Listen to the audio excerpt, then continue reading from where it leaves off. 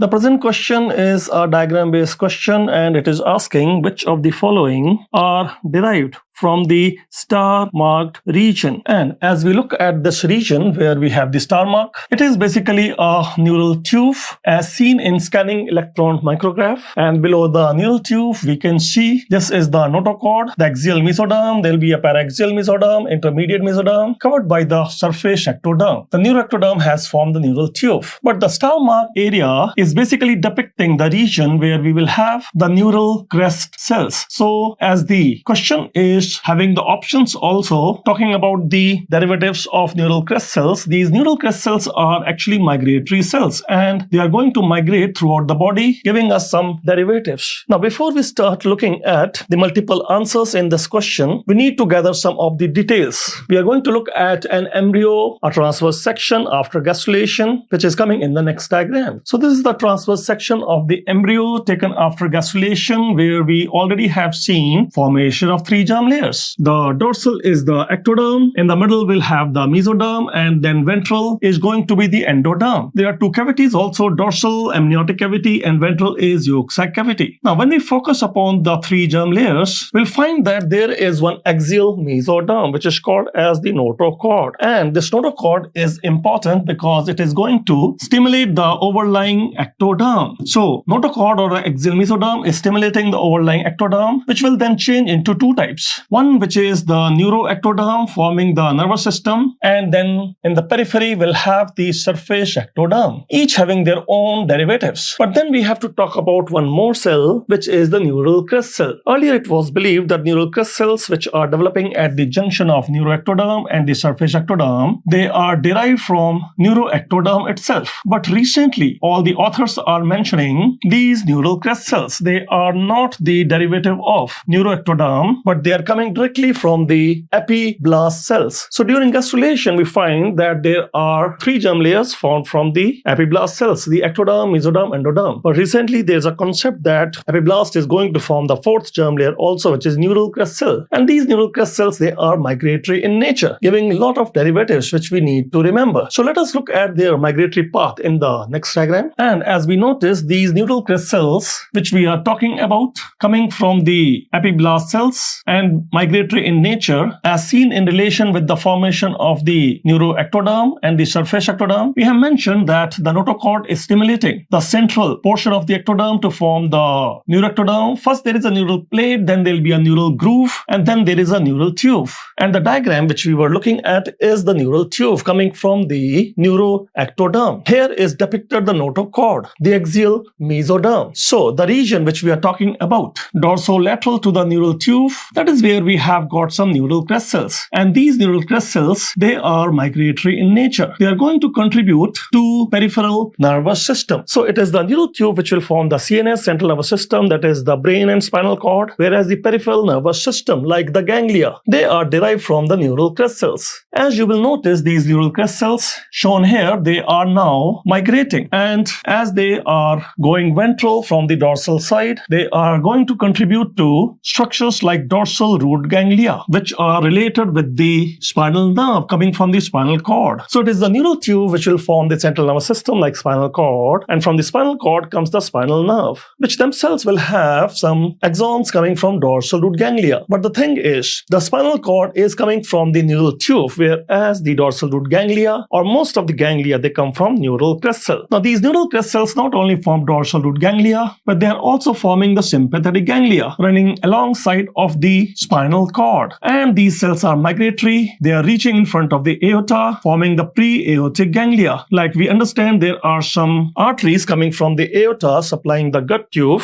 For the foregut, you have the celiac artery. For the midgut, you have superior mesenteric artery. For the hindgut, the inferior mesenteric artery, each having one corresponding ganglia. For example, for the foregut, this will be the celiac ganglion, or this could be superior mesenteric ganglion, inferior mesenteric ganglion. But these ganglia all coming from the neural neural crystals. The neural crystals also migrate in the wall of the gut tube and forming the enteric ganglia. For example, the Auerbach ganglia or the Meissner ganglia, which we'll be seeing again in the next diagram. These neural crystals, they are also reaching the adrenal medulla. So this is the adrenal gland or the suprarenal gland, and in the medulla you have the neural crystals forming sympathetic neuron. So in the adrenal medulla, the sympathetic neurons, they are also coming from neural crystals. On this diagram, you see one more structure here, the urogenital ridge. What we need to remember is the urogenital ridge, which is going to form urinary system and the genital system, one on either side, is actually coming from mesoderm, what is called as the intermediate mesoderm. So this is the region of intermediate mesoderm, and that is where the genitourinary system is developing. And it does not have contribution from neural crest cell. Like the kidneys, testes, ovaries, they come from intermediate mesoderm, which forms the urogenital ridge and urinary genital system. Now, continuing with our discussion on the derivative of neural crystals, we can look at the next diagram. And it is kind of a revision. As we mentioned, the neural crystals are going to form most of the ganglia. Here, what we see is cranial nerve ganglia. Like we have number 5, 7, 9, 10, their ganglia. They are having neuron bodies contributed by the neural crystals. And not only the neural crystals form the parasympathetic ganglia, the cranial nerve sensory ganglia, but also the sympathetic ganglia. As we have mentioned, the sympathetic ganglia related with the spinal nerve coming from the spinal cord. So spinal cord itself is coming from the neural tube, that is the neural plate ectoderm, but that is CNS. If you talk about the PNS, that means the ganglia, they are mostly from neural crystals. For example, dorsal root ganglia are coming from the neural crystal, the sympathetic ganglia coming from neural crystals.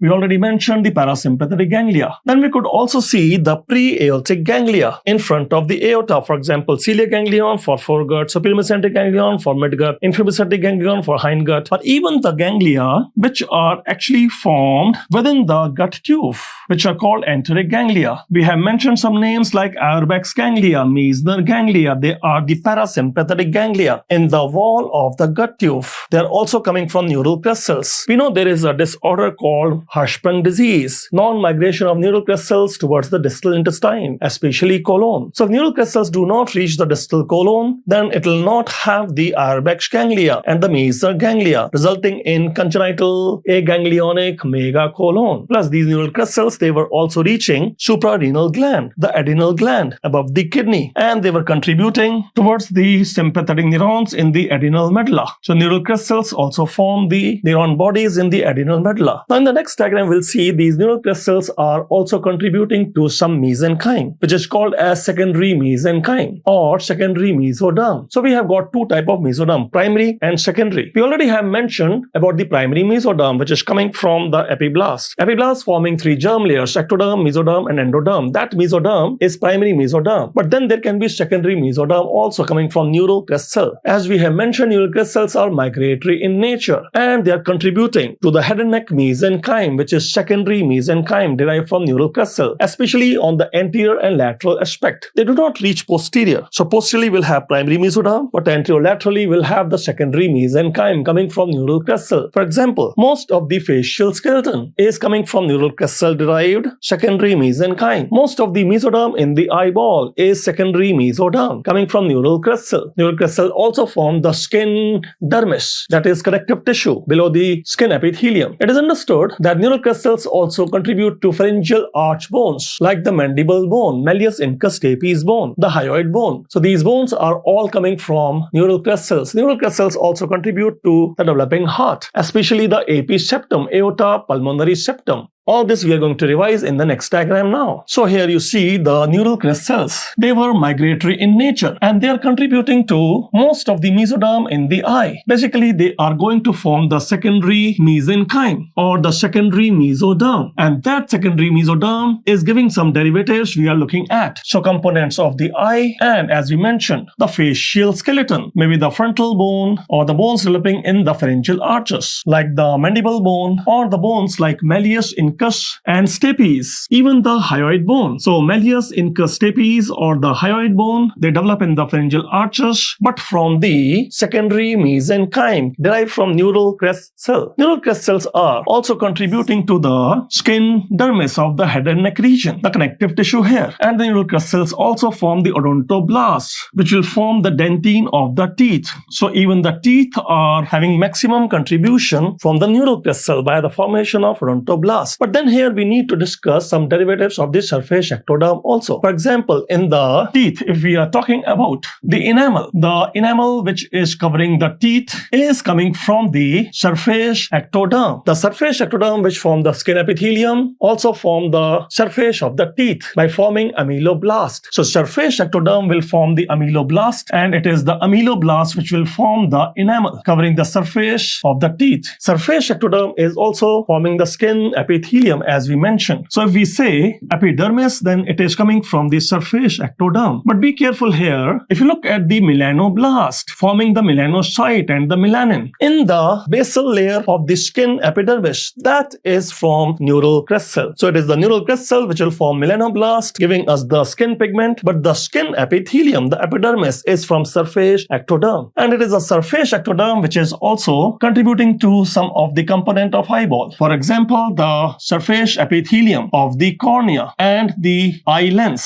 So if we are talking about the eye lens or surface epithelium of the cornea, that is from surface ectoderm. Otherwise, most of the components in the eyeball will be coming from neural crest cell derived secondary mesenchyme. Then if you remember, we have mentioned the neural crest cells are also migrating towards the developing heart and giving us aorta pulmonary septum, or what is called as conotruncal septum. Now, talking about the DiGeorge syndrome, it is a problem of the migration of the neural crest cell and can result in conotruncal septum anomalies or AP septum anomalies like transposition of great vessels, tetralogy of Fallot, persistent truncus arteriosus, and the most common cause of death in DiGeorge syndrome is cardiovascular defect. And obviously, in DiGeorge syndrome, which is failure of migration of neural crest cell in the head neck region, there will be some facial skeleton defects, eyeball defects, pharyngeal arch bones defect, for example, small mandible micronathia, along with the AP septum anomalies. They are all features of DiGeorge syndrome. Now we can go back to our question and try to find out our answers.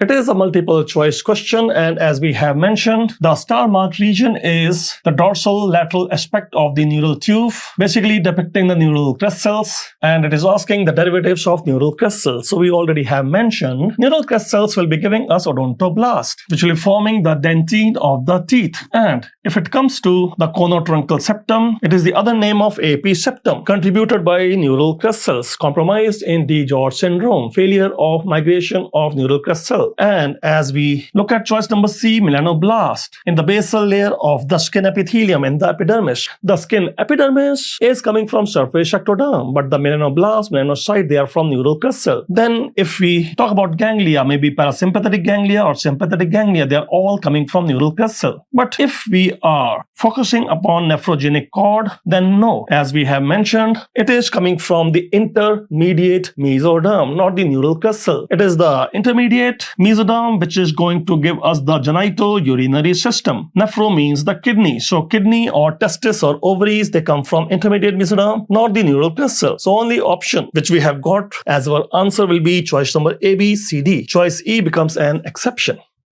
This question is asking us to correctly match the following pairs, where you see some names are given like the Kupffer cell, parietal cell, the dust cell, Clara cell, and the corresponding location where they are found. Now before we start matching them with each other, let us gather some information. First we'll be talking about the GI tube, gastrointestinal tube. And here is the histological picture of the cells found in the gastric gland. The stomach will have gastric lumen, gastric pit, which will continue into the gastric gland, and in the gastric gland will have certain cells giving the secretions. For example, in the upper portion of the gastric gland, we are having the pink cells, the parietal cells, and towards the base we are having the blue cell, which are the chief cells. In a magnified view, you can see here, in the upper part of the gastric gland, we are having these pink cells. You can remember P for P, that is parietal cells are pink. And why they are pink? Because they are taking more of eosin stain, eosinophilic stain, as compared with the chief cells. If you look at the chief cells, then chief cells are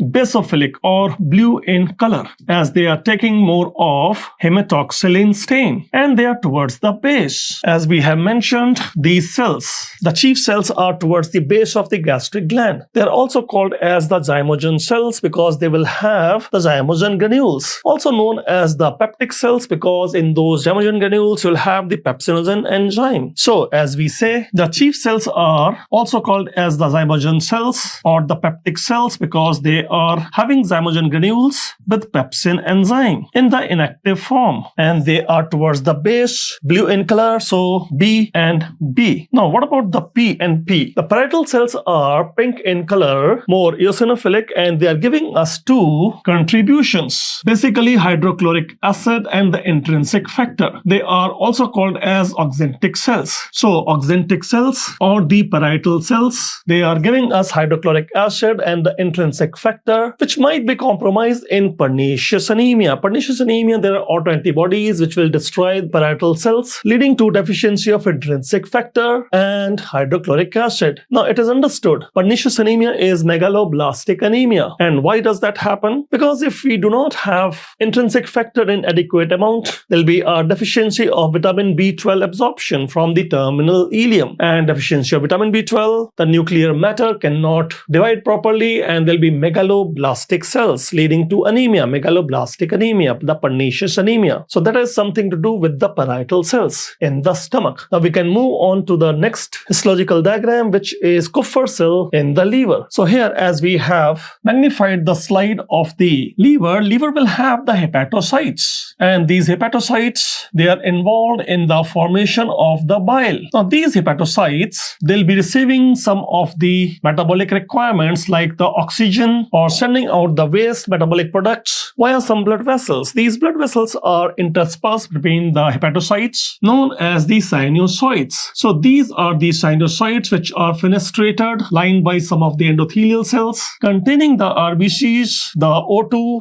which is taken up by the hepatocytes and giving back the CO2 and also the metabolic waste products sent into the sinusoids, which will be then carrying the venous blood towards the heart. The sinusoids also will bring the nutrients from the intestinal tube, and those nutrients will be given to the hepatocytes for metabolic breakdown. And it is within these sinusoids we can have the Kupffer cells, as evident here. Kupffer cells are basically the phagocytic cells lying within the liver sinusoids. A magnified picture is seen here. This is one of the Kupffer cell, the phagocytic cell, and sending its pseudopodia towards the hepatocyte region as well. That is the perisinusoidal space or the space of Deasy, where you will have not only the pseudopodia of the Kupffer cell, the phagocytic cell, towards the perisinusoidal space, it will also have the microvilli of the hepatocyte. So this is a diagram showing the microvilli which are coming from the hepatocytes. These microvilli are also projecting into the space of Deasy along with the pseudopodia of the Kupffer cell. But the point is, Kupffer cell is a monocyte phagocyte series cell which is found in the liver sinusoids. Now we can move towards the respiratory tube details as well. And this is the histological picture of the bronchiolar region in the respiratory tube. So there is a trachea, bronchi and bronchioles. Bronchioles will have smaller lumen like the terminal bronchiole. Yet smaller lumen will be for the respiratory bronchiole. So terminal bronchiole and respiratory bronchiole, they can have some cells in the epithelium which are called as the Clara cells. Clara cells are identified by the fact that they will have a cytoplasm arranged in dome-shaped fashion projecting towards the lumen of the bronchiole and secreting what is called as surfactant. Though surfactant is chiefly contributed by the type 2 pneumocyte in the lung alveolus, but it is also contributed by the Clara cells, which are also called as the club cells. So these Clara cells or club cells, they are giving us surfactant lipoproteins, which is basically to reduce the surface tension in the alveolus and preventing the collapse. Clara cells will have certain other functions as well. But as we continue our discussion towards the lung alveolus, we can look at one more cell which is giving us the surfactant. And as we notice, this is the histological pictures, a schematic diagram and the actual diagram there. In the lung alveolus, the lumen is lined by the type 1 pneumocyte covering most of the surface epithelium, simple squamous cell, flat nucleus for respiratory gas exchange. But along with that, there is type 2 pneumocyte also, which is cuboidal cell and giving surfactant lipoproteins to reduce the surface tension of the alveolus, preventing its collapse. But our focus is actually on the dust cell, the alveolar macrophage. So this alveolar macrophage, which is also called as the dust cell, since it is phagocytizing, the dust or the foreign particles can be found within the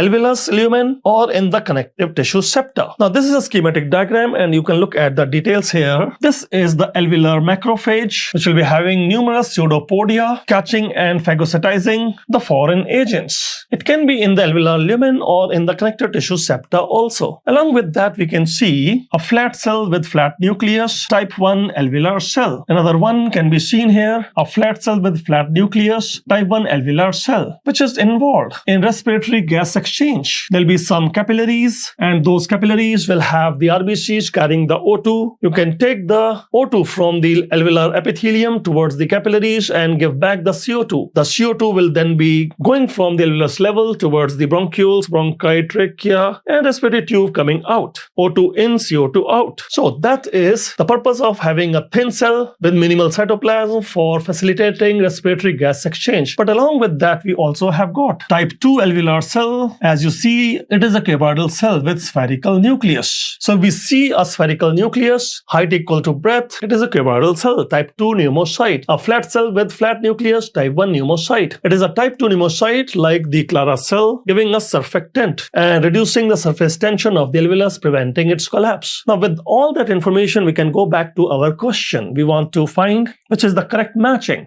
And as we do so, if we are talking about the Kupffer cell, we have seen it is a phagocytic cell seen in the liver sinusoids. So with 1, we have to match the D. Now matching 1 with the D, these are the two options we have got. Further, we can see that 2 is matching with C or A. Now, if we focus upon 2, 2 is the parietal cell, and parietal cell is found in the stomach. We have seen in pernicious anemia, autoantibodies destroying the parietal cell, leading to megaloblastic anemia. So 2 must be matching with A. And as you say, 2 must be matching with A. This is going to be our answer. Let us quickly check whether 3 is matching with B or not. So 3 is the dust cell, and of course, it is matching with B, the lungs, the alveolar macrophages. And we can see the dust cell, choice 3 matching with the B, the lungs, and 4 is with the C, Clara cell in the bronchiole, especially the terminal bronchiole and also the respiratory bronchiole will have the Clara cell or the club cell. So we'll keep our answer as choice number C here.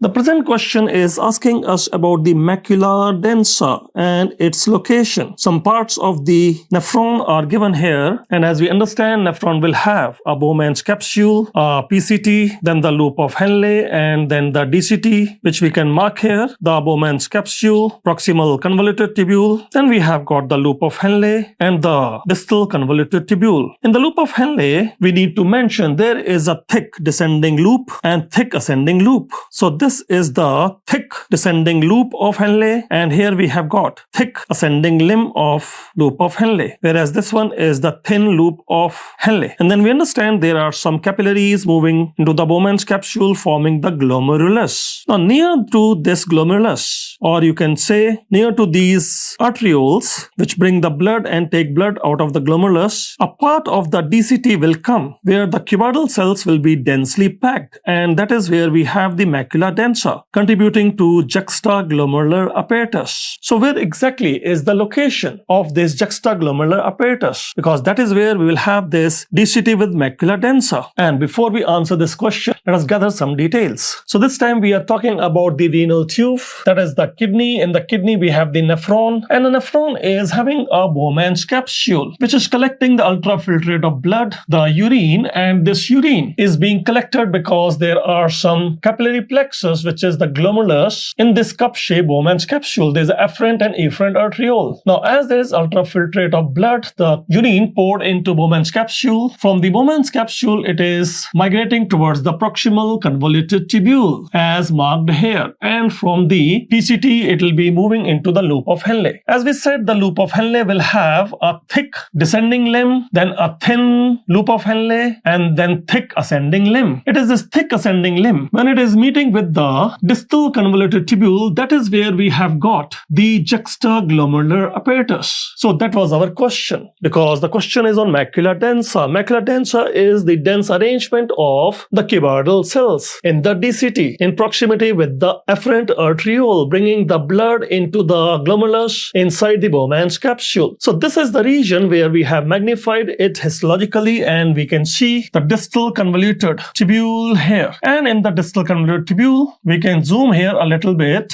We find the macula densa, that is the dense arrangement of cuboidal cells in proximity to a blood vessel which is called as afferent arteriole. So afferent arteriole is bringing the blood towards the Bowman's capsule, which is getting filtered as urine, the ultrafiltrate blood, the urine, and then the blood will be moving towards the efferent arteriole. Efferent means outgoing and afferent means incoming. Now this afferent arteriole itself will have the endothelial lining getting modified into what is called as JG cell, the juxtaglomerular granule cells, and they can secrete subhormone like the renin. This is basically renin, angiotensin, aldosterone system for maintenance of blood pressure, or rather say the glomerular filtration rate, GFR. And along with this JG cell, there are some Lacey cell also. Lacey cell are basically the cells which are mesangial cells, but they are not within the glomerulus. They are extraglomerular mesangial cells. They also form the component of juxtaglomerular apparatus. So which cells are there in JGA? We have got the distal convoluted tubule with densely arranged cells, the macula densa, and then we have the juxtaglomerular granule cells in the afferent arteriole, and then the extraglomerular mesangial cell, the Lacey cells. So what exactly is happening here? As the urine is coming into the DCT, the macula densa cell can detect the sodium concentration in the urine, and it can monitor it basically. If there is more of sodium concentration or less of sodium concentration, it can be detected and conveyed to the JG cells. Since it is an arteriole, it has smooth muscles which can be undergoing vasoconstriction, vasodilation. Hence, it can alter the flow of blood into the glomerulus, affecting the glomerular filtration rate. This is more of physiology. But our point was, where exactly do we see the macula densa cells? They are in the DCT, close to the glomerulus, near the afferent arteriole. But where exactly in relation with the loop of Henle? And for that purpose, we can go back to our question again. And as we mentioned, it is this point of DCT at the junction of the thick ascending limb of the loop of Henle and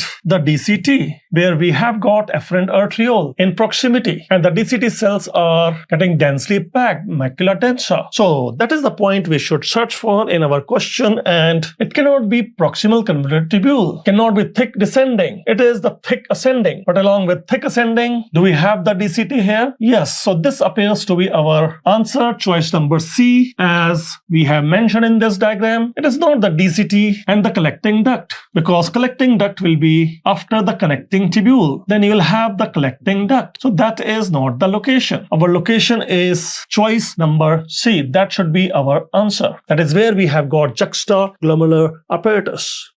As we look at this question, this is regarding the limbic system, and it is asking about the components of the limbic system. The limbic system is very old part of the nervous system, and it is related with the smell, with the memory, especially the conversion of the short-term memory into long-term memory, and then the related emotions and behavior of the human. So basically, when we talk about limbic system, it is about the memory, about the relation with smell, and then the emotions and the behavior of the individual. Basically, it is related with the survival of the species. And for the survival of species, we understand number one is the food. We must have food to survive. And number two, it is perpetuation of the species. That is sex, basically. So, limbic system is about the food and perpetuation of species, that is the sex and related satisfaction. When it comes to satisfaction, there is a part of cerebrum which is called as cingulate gyrus. It is related with the limbic system. In fact, we are talking about what is called as the Papage circuit. So, what is this Papage circuit about? It is a part of the limbic system, and it will have several components, and that is what they have asked about the several components of the limbic system. We can actually start with the Papage circuit itself. Start with the memory, the short-term memory, that is the hippocampus. We have got a diagram for the same.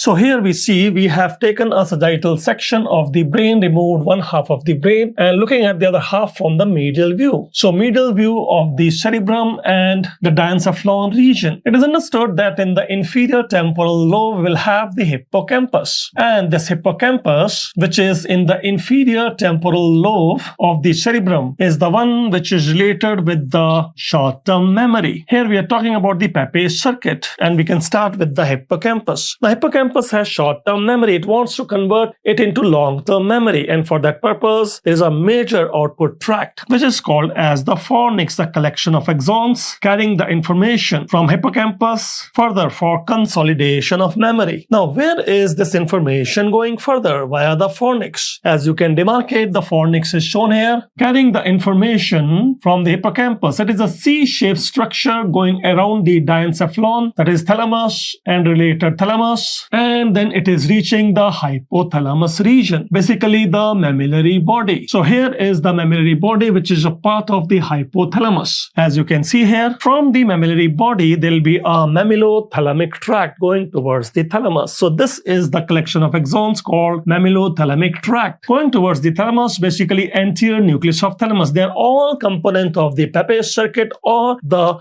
limbic system. So as we talk about mammillothalamic tract, there are some axons coming from the mammillary body towards the anterior nucleus of the thalamus. You have to be careful about these terminologies because they are coming as questions. So anterior nucleus of thalamus, and from there this information is going to pass then towards the cingulate gyrus. As we mentioned, cingulate gyrus is the one which is related with the satisfaction, and that satisfaction could be due to having food or having sex. So where exactly is the location of the cingulate gyrus? It is in the cerebrum, above the corpus callosum. So as you locate the cingulate gyrus, it is above the corpus callosum as mentioned here in the cerebrum. So this is the cerebrum region with cingulate gyrus above this structure which is called as corpus callosum. Now from the cingulate gyrus, where the information will pass on. You see here from the cingulate gyrus, it will come back to the hippocampus and the loop is completed. But then I have not put all the relevant structures. Only a few important ones are put. So this is a complete loop which goes on and on, consolidating the memory and relating it with the smell. Now where is the smell component in this diagram? Actually from the cingulate gyrus, when it is coming towards the hippocampus, this pathway, it is noticed that it is passing through the entorhinal cortex, that is related with the smell. So related with the smell, in this region we have the entorhinal cortex. Rhinal means nose. So basically between cingulate gyrus and hippocampus, here we will have entorhinal cortex related with the smell. Smell is related with the memory and hence the emotions, behavior and all that. So as you can see, from hippocampus there we have fornix going towards the mammillary body from the anterior nucleus of thalamus, and from the anterior nucleus of thalamus it is further reaching the cingulate gyrus, from cingulate gyrus coming back to hippocampus, passing through the olfactory region, entorhinal cortex. So this loop 1, loop 2, continuously they keep working, loop 1, loop 2, and consolidation of memory, emotions, behavior pertaining to the survival of the species, that is food, and perpetuation of the species, that is the sex. This is limbic system, this is Pepys circuit, but not entirely. In here you also have to include what is called as the amygdala, which is deep to the uncus, and the names, the list goes on. We don't want to go into too much depth and we stop here. We can come back to our question and try to find our answer. And as is evident, when we are talking about the limbic system or the Pepys circuit, we already have mentioned the thalamus. And which part of the thalamus? That was the anterior nucleus of the thalamus. Did we mention any subthalamus in our discussion? No. So subthalamus is not a part of limbic system. That means in our answer, there should not be choice number 2. If you search like that, here we have 2, 2 and 2. So they cannot be our answer. Subthalamus is not a part part of limbic system or Pepys circuit? So the only possible answer is choice number C. Now let us check it and confirm. What is number 1? That is the thalamus, anterior nucleus of thalamus. And what is number 3? That is the amygdala. It is a part of the limbic system. Even the hippocampus and the hypothalamus. In the hypothalamus, it was the mammillary body. From mammillary body, we were having a tract, mammillothalamic tract, going towards the anterior nucleus of the thalamus. We also mentioned from the hippocampus, there is a pathway coming to hypothalamus. That is the fornix. So this is all component of the Pepys circuit, the limbic system. So only possible answer is choice number C, because we cannot include choice number 2, subthalamus, in our answer. Here we have got a question which is asking us the false statement regarding the internal capsule. The internal capsule is collection of axons which are connecting the higher brain center with the lower brain center and vice versa. So there will be some ascending fiber which could be sensory and descending fibers which could be motor, and these are projection fibers projecting from higher to lower brain center and vice versa. And they represent almost all the human body arranged in V-shaped fashion. Now, before we start looking at the options, let us look at a cadaveric image showing the details of the internal capsule. This is basically the superior view of the individual. The head is towards us and the feet are away from us. We have removed the skull cap of the cadaver and taken a transverse section of the brain. So looking from the superior view, that is nose, which is anterior. So this will be the anterior and this is going to be the posterior. And now we want to mark the internal capsule. Internal capsule is collection of axons which are arranged in a V-shaped manner. This is superior view of the right internal capsule which we are showing here, and superior view of the left internal capsule having a V-shape arrangement. Here we have the anterior limb of internal capsule on both sides, the bend which is called as the genu, and the posterior limb of internal capsule. Now how do we identify the internal capsule, which is basically collection of axons carrying sensory motor fibers representing the entire body? You will see that in the midline, we have got the third ventricle filled with CSF,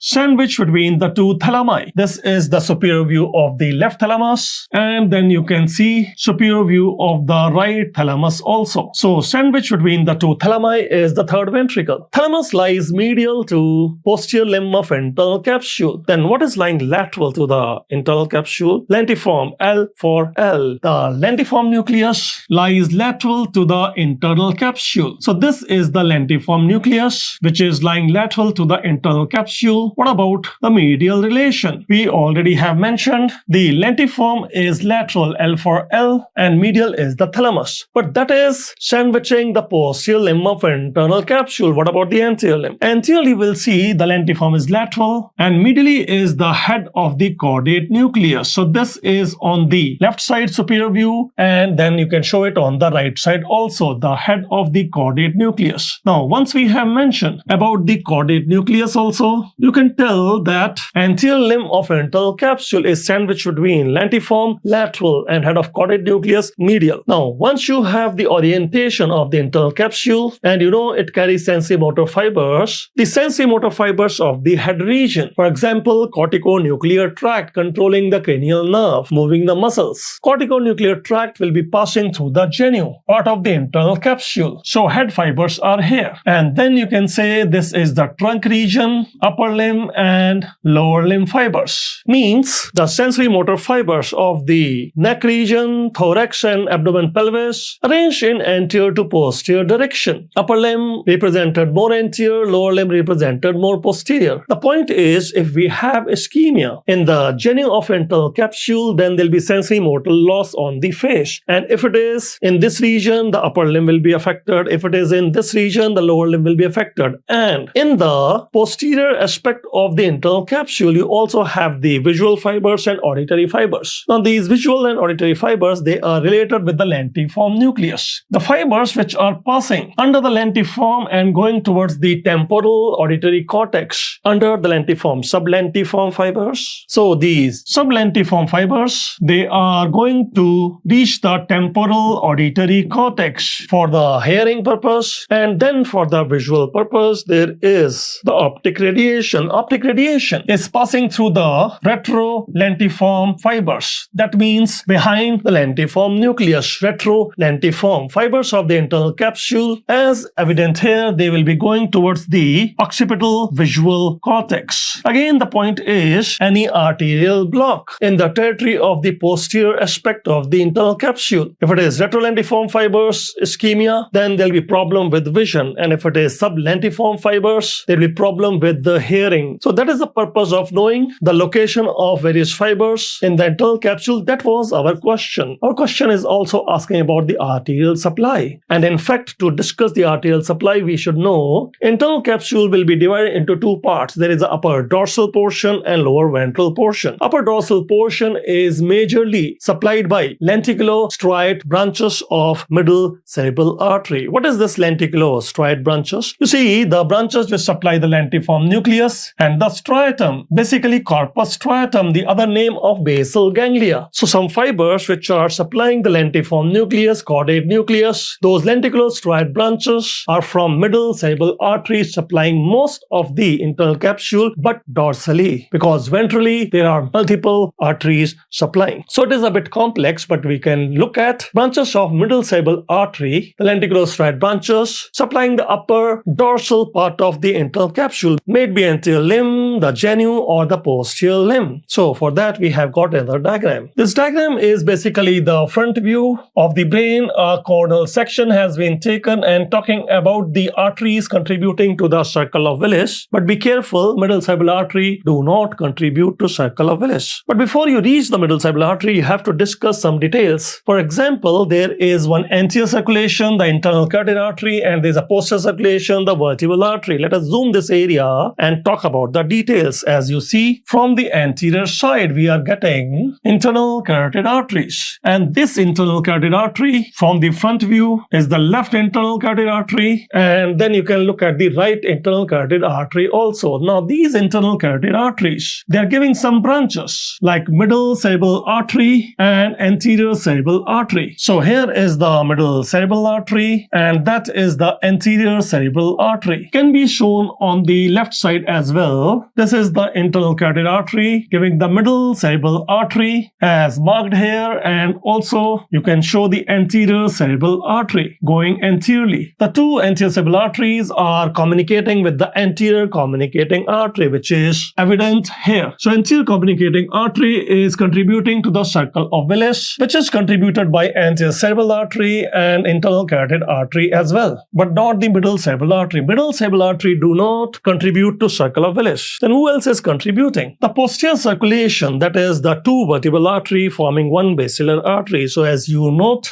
posteriorly there will be two vertebral arteries and they are uniting to form the basilar artery running on base of the pons. And then it is bifurcating into two branches called posterior cerebral arteries. These posterior cerebral arteries then communicate with the branch of internal carotid artery contributing to circle of Willis. This will be drawing our cells. But the point is chiefly focusing upon lenticulo-striate branches of the middle cerebral artery supplying most of the internal capsule. Let us look at the internal capsule then. You see, this is the lentiform nucleus, which is laterally. This is the head of the caudate nucleus medially. Now, if that is lentiform laterally and caudate medially, where is the thalamus? Sandwiching the third ventricle near the midline. This is the thalamus on either side. This is the third ventricle in the midline. So the two thalami, and this is the head of the caudate nucleus on the other side. Also, you can show the lentiform nucleus on the other side. As you see, this is the marking of lentiform nucleus. Where is the internal capsule then? It is a V-shaped structure, as you can demarcate the anterior limb of internal capsule. This is the bent genu. This is the posterior limb of internal capsule. You can show it here also, anterior limb of internal capsule, the bent genu, and posterior limb of internal capsule. As we have mentioned, the anterior limb is sandwiched between lentiform laterally and caudate nucleus medially, whereas posterior limb, as you see, is sandwiched between lentiform laterally and thalamus medially.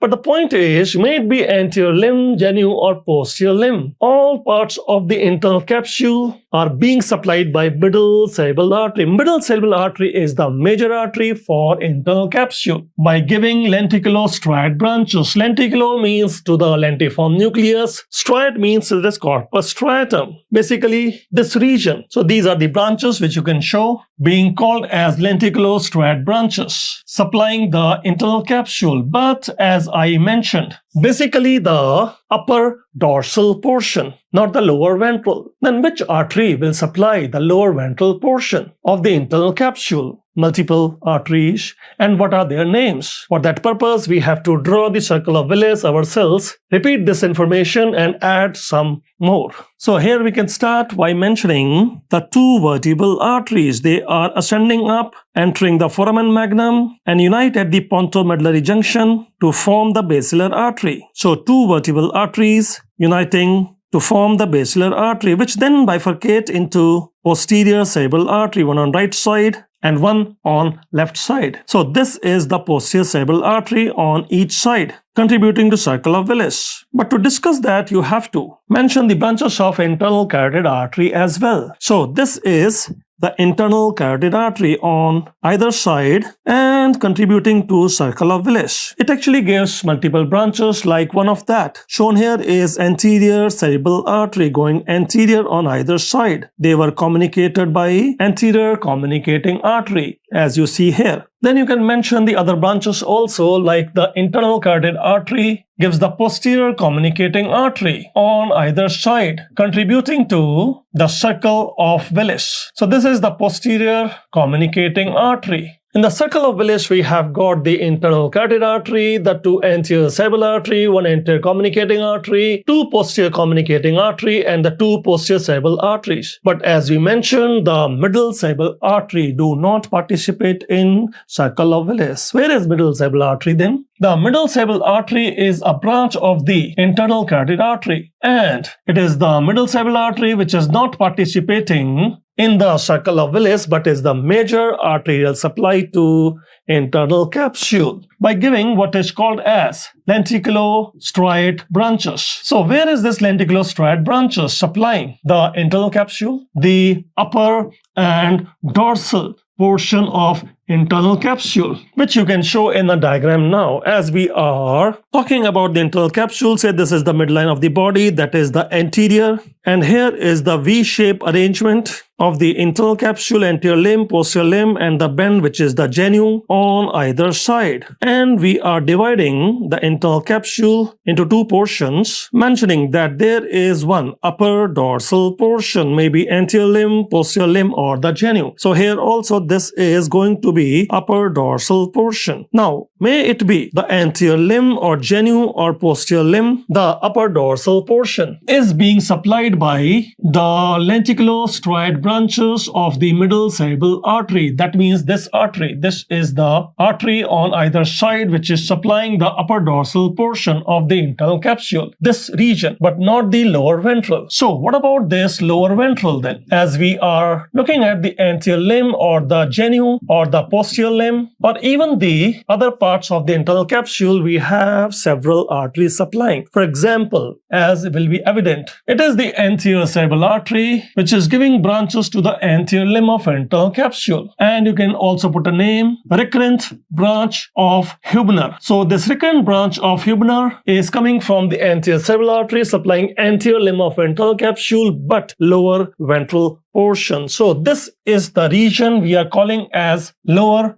ventral portion. Then in the lower ventral portion, which artery supply the genu part of internal capsule? That is directly a branch of internal carotid artery. So as we see, a direct branch from the internal carotid artery supplying the lower ventral portion of the genu. See, all this is important because there can be specific blocks and affecting specific region of the internal capsule. Then what about the posterior limb of internal capsule? Now here we have to mention one branch of the internal carotid artery, which is called as anterior choroidal artery. And this anterior choroidal artery, which is a branch of the internal carotid artery on either side, is the one which is supplying lower ventral portion of the posterior limb of internal capsule. And not only is it supplying the posterior limb of internal capsule, it also gave branch to sublentiform and retrolentiform fibers of internal capsule. Sublentiform, for the auditory radiation, and retrolentiform fibers for the visual radiation. So this part of internal capsule is also being supplied by anterior choroidal artery, branch of internal carotid artery. Along with that, there are some branches from the posterior cerebral artery as well. So there are a lot of details. But then in our question, there was a description of Charcot's artery. Charcot's artery is basically the middle cerebral artery, one large branch, and especially going to supply the posterior limb of internal capsule, prone to hemorrhage in hypertensive patients. I'll repeat once again. It is the middle cerebral artery which was giving lenticulostriate branches to the upper dorsal part of internal capsule. And one of the branches is very large. It is called as Charcot's artery. And Charcot's artery is prone to hemorrhage, especially in hypertensive patients. So it will be affecting the posterior limb of internal capsule, basically the lower limb region. As we have represented, what is the orientation of human body on internal capsule? In the genu portion, we have got the fibers of the face, and then we have the trunk region. Here we have upper limb, and this is the lower limb fibers. So that is the arrangement of corticonuclear tract for the motor activity for the face, head, neck, and corticospinal tract for the upper limb, for the trunk region, for the lower limb, and posterior limb, especially upper dorsal portion. That is where we have Charcot's artery. And with that, we can go back to our question. And as we go through the choices, this question is asking which of the following statement is false regarding internal capsule. See, internal capsule is, of course, collection of axons carrying the projection fiber, projecting from upper brain center to lower brain center and vice versa. So, no problem here. Then what about the face and upper limb? The fibers were passing through the genu and the posterior limb, not the anterior limb. So, this is wrong. That is our answer. Because this is a false statement, that is our answer, because we have seen the face fibers were passing through the genu and the upper limb fibers were passing to the posterior limb, not the anterior limb. Now, what about this option? Optic fibers passing through retrolentiform behind the lentiform nucleus? Yes, that is correct. If it is auditory fibers, then under the lentiform, sublentiform fibers. And if it is the optic fibers, visual fibers, then behind the lentiform, retrolentiform, no issues. And we also have mentioned Charcot's artery is basically one of the largest branch from the middle cerebral artery. Middle cerebral artery, which was giving us lenticulostriate branches to the basal ganglia, and not only to the basal ganglia, but upper dorsal portion of internal capsule, maybe anterior limb, the genu, or posterior limb. But for the posterior limb, we have got this Charcot's artery. Charcot's artery of hemorrhage, prone to hemorrhage in hypertensive patients. So there is no issue with choice number D as well. The only wrong option given here is choice number B, and that should remain our answer as they're asking for the false statement.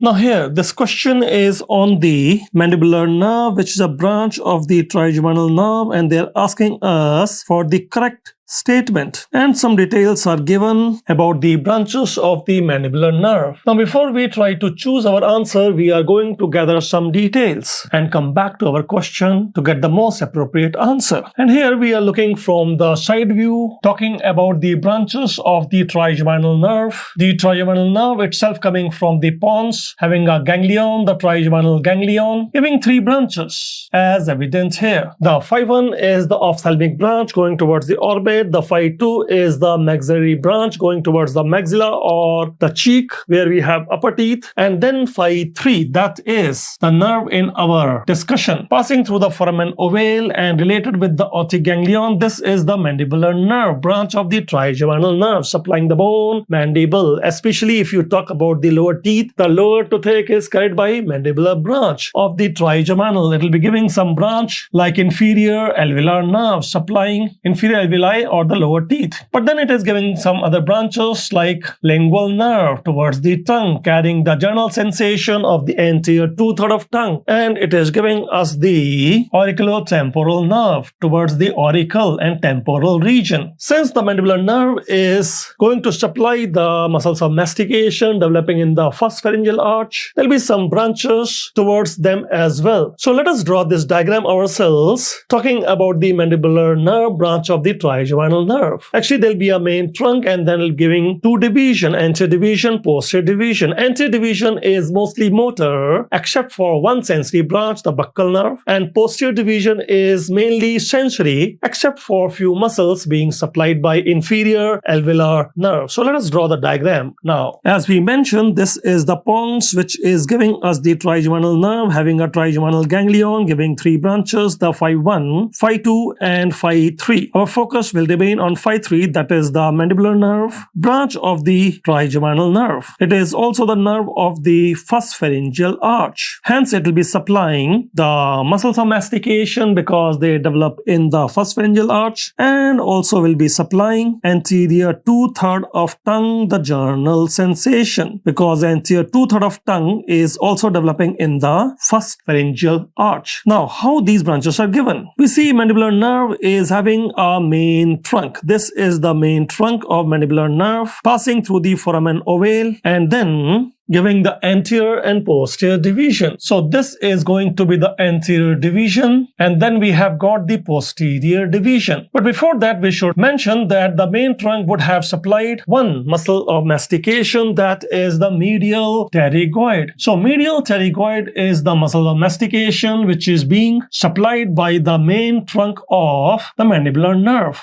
Now, what about the anterior division? Anterior division is mostly motor, supplying the muscles of mastication, but it has one sensory branch as well. So here you see anterior division branches are for the muscles of mastication developing in the first pharyngeal arch, like the lateral pterygoid or masseter or temporalis. But from the anterior division, one sensory branch is also given, and that sensory branch is the buccal nerve. So only sensory branch, otherwise it is mostly motor fibers. On the other hand, if we focus upon the posterior division, it is mostly sensory but have some motor fibers also to supply some muscles. Now for posterior division, you can remember a mnemonic P-A-L-I, Pali, or you can say posterior division giving us Ali branches. So posterior division giving us Ali branches. What is this A for? As you will notice, the A is the auriculotemporal nerve supplying the skin in front of the auricle and temporal region. So A for auriculotemporal nerve. And what about this L? L is the lingual nerve which is going towards the tongue, as the name is suggesting, supplying the anterior two-thirds of tongue, the general sensation. So that is the lingual nerve. What about the I branch? I is inferior alveolar nerve. So this is going to be the inferior alveolar nerve supplying the inferior alveoli or carrying the pain of the lower teeth. But then this inferior alveolar nerve is not only sensory, it will be supplying two muscles of mastication as well, which are depressors of the mandible, anterior belly of digastric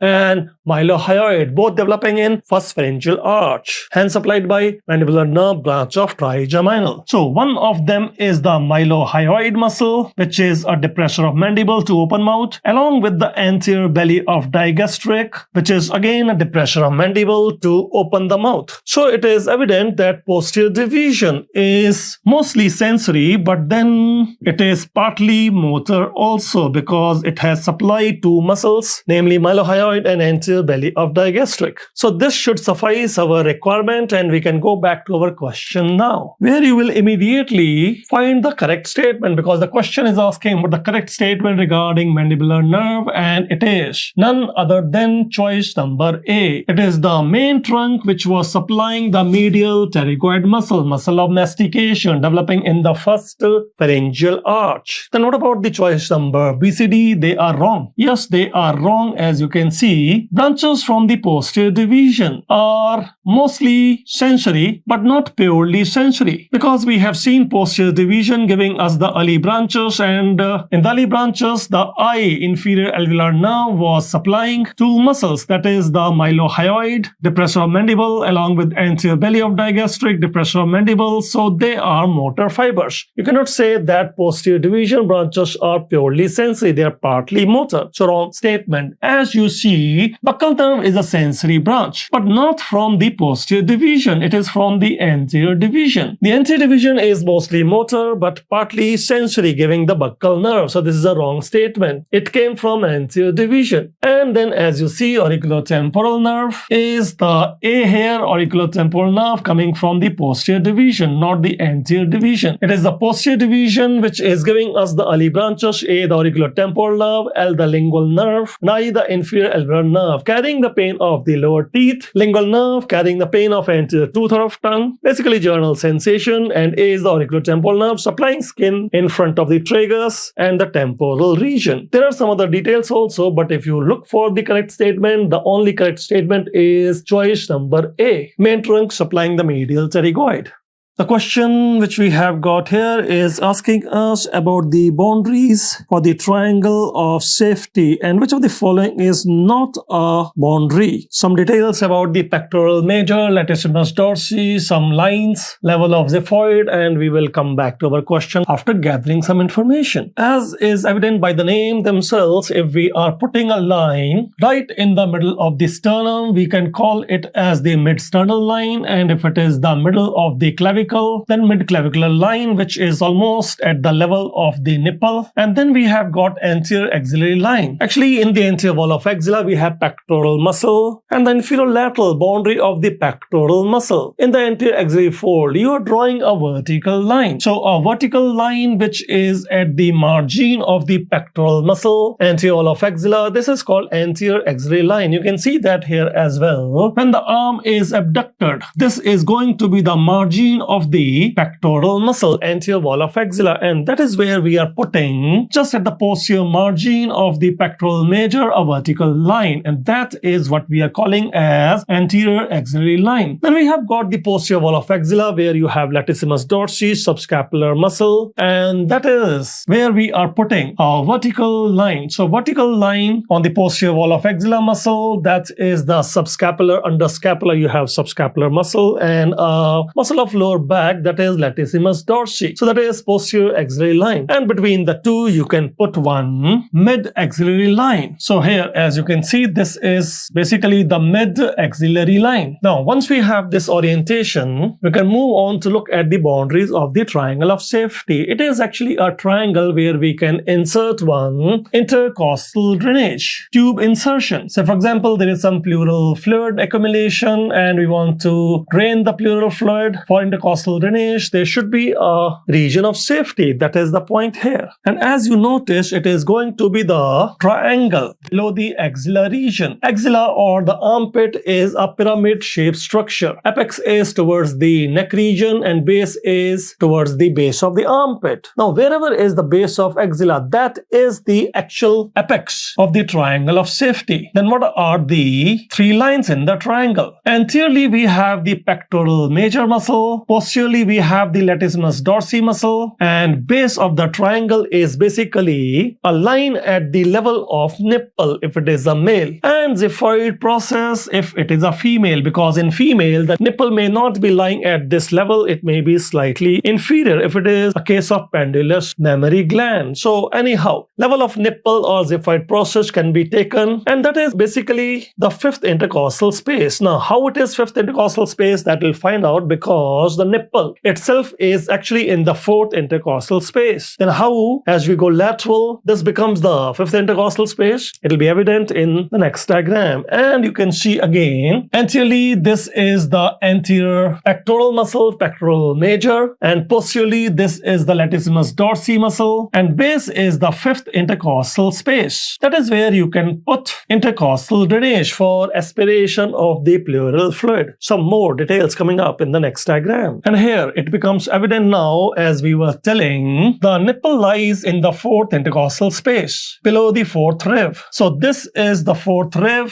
and below the fourth rib, we are having fourth intercostal space. That is where we have the nipple. But then the ribs are obliquely placed, and this is going to be the fifth rib. And if this is the fifth rib, under the fifth rib we'll have fifth intercostal space. So that is where we are putting the intercostal drainage. And in the triangle of safety, you can put one horizontal incision, 3 centimeter approximately, but anterior to mid-axillary line. And that could be the level of xiphoid also, especially in a female, because in female, if it is the pendulous mammary gland, the nipple may be hanging down, not exactly in the fourth intercostal space. There you can take the xiphoid as your level. But the point is, you should be anterior to mid-axillary line. So this is the mid-axillary line, and your ICD should go anterior to mid-axillary line in the triangle of safety. Though the triangle of safety itself is bounded by anteriorly the pectoral major, posteriorly the latissimus dorsi, apex is the base of the axilla. And what about the base? The base of the triangle of safety is in the fifth intercostal space at the level of nipple or xiphoid process. This will give idea to find out the appropriate answer in our question, which was asking us what is not the boundary for triangle of safety. Now obviously we have seen, we have got the pectoral major. You can say it is the lateral edge or the posterior edge, no problem. Similarly, we were having the latissimus dorsi, and you can say it is the anterior border of latissimus dorsi. But then it is not the mid-clavicular line. Mid-clavicular line, it is much more anterior. It is not there in the triangle of the safety. In fact, we have to go anterior to mid-axillary line to put the ICD tube.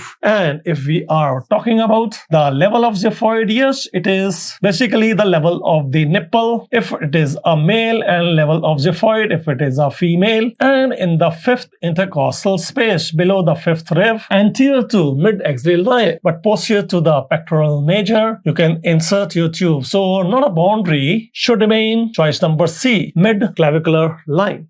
A bedridden patient having the aspiration pneumonitis. Which of the following bronchopulmonary segment is most likely involved? Aspirations can be there occurring in erect posture, or it could be in the supine posture. It can also be in the lateral decubitus, but our question is basically talking about the supine posture. So how many bronchopulmonary segment do you have on the right lung, left lung? That also comes as a question. In fact, 10 BPS on either side, though on the left lung, since the heart is encroaching, the medial basal segment is missing just to accommodate the heart. The medial basal is merging with the anterior basal, and antibasal is called anterior medial basal. That also comes as a question. But anyhow, let us start from the basics before we mark our answer here. This is looking at the lungs from the front view. The air from the nose will come into larynx, trachea, bronchus, the primary bronchus, secondary, tertiary bronchus. Tertiary bronchus will form the component of bronchopulmonary segments. On the right lung, we have two fissures, the horizontal oblique creating the three lobes. On the left lung, we have only the oblique fissure creating two lobes, upper and lower lobe. So it is the same story here, front view of the right lung. You can see the horizontal fissure and the oblique fissure. Now, there are three lobes created by two fissure, because then there will be upper lobe, middle lobe and lower lobe. But on the left side, there is only one oblique fissure, and that is why there is one upper lobe and lower lobe, which is evident here. This is the oblique fissure on the left lung creating upper lobe and lower lobe, which is also called superior lobe. So only oblique fissure on the left side, but on the right side, not only we have oblique fissure, we have horizontal fissure also. Horizontal fissure separating upper lobe from the middle lobe, whereas the oblique fissure is separating the inferior lobe or the lower lobe from these two. Now there will be 10 bronchopulmonary segments in each lung, but as we see, there is a cardiac notch in the left lung. So medial basal BPS is missing, and it becomes a part of the anterior basal, called as anteromedial basal, fusion of the BPS. Obviously, left lung is smaller than the right lung, because as you can see, the heart is encroaching more towards the left side. So the left lung has to accommodate this encroaching heart. Let us now move on to the details of the bronchopulmonary segment, especially on the right lung, because aspirations are mostly happening in the right lung. And why is that so? Because the tracheal bifurcation is is unequal. We know the right principal bronchus has some features predisposing the right lung more towards the aspiration of the foreign bodies. Let us draw that here. As we talk about the tracheal bifurcation, it is unequal. You are magnifying this diagram here, and as you see, this is the trachea bifurcating into bronchus. This is the left principal bronchus and the right principal bronchus. Now, the right principal bronchus, as is evident, is short in length and wide in lumen and is more vertically placed, hence predisposing the right lung to have more of aspirations. Short length, wide lumen, more vertical, so gravity will pull most of the foreign bodies towards the right lung. So our focus should remain more upon the right lung. In our question also, all the 4 options were mentioning right lung only. So talking about the 10 bronchopulmonary segment in the right lung, once again we can mention there is one horizontal fissure and one oblique fissure creating the 3 lobes, which are evident here as well. This is the horizontal fissure coming posterior to anterior, and this is the oblique fissure. In fact, this is the oblique fissure, and from there begins the horizontal fissure, creating upper lobe, middle lobe, and lower lobe. In the upper lobe, there are 3 BPS, the apical BPS, and then there is one anterior, one posterior. In the middle lobe, there is medial and lateral. So there will be a medial BPS, lateral BPS. We'll be drawing this diagram ourselves as well. And then in the lower lobe, we have got one apical BPS and 4 basal. Among the 4 basal, only 3 are evident here because the 4th will be posterior. It is called posterior basal. Posterior basal is the most dependent bronchopulmonary segment in the erect posture. If it is aspiration in the erect posture, the gravity will pull the aspirate into the posterior basal segment, which cannot be seen from here. The basal segments are simply named as medial, lateral, anterior, and posterior. So lower lobe will be having one apical and 4 basal, which we can draw ourselves now in the diagram and discussing the various type of aspirations. So here is the midline of the body. This is the right lung from the front view. Left will be there. And as you draw the right lung, this is the anterior border, the lateral surface, inferior border of the right lung, having the horizontal fissure here, and then you can also show the oblique fissure. Dividing the right lung into 3 lobes, right upper lobe, and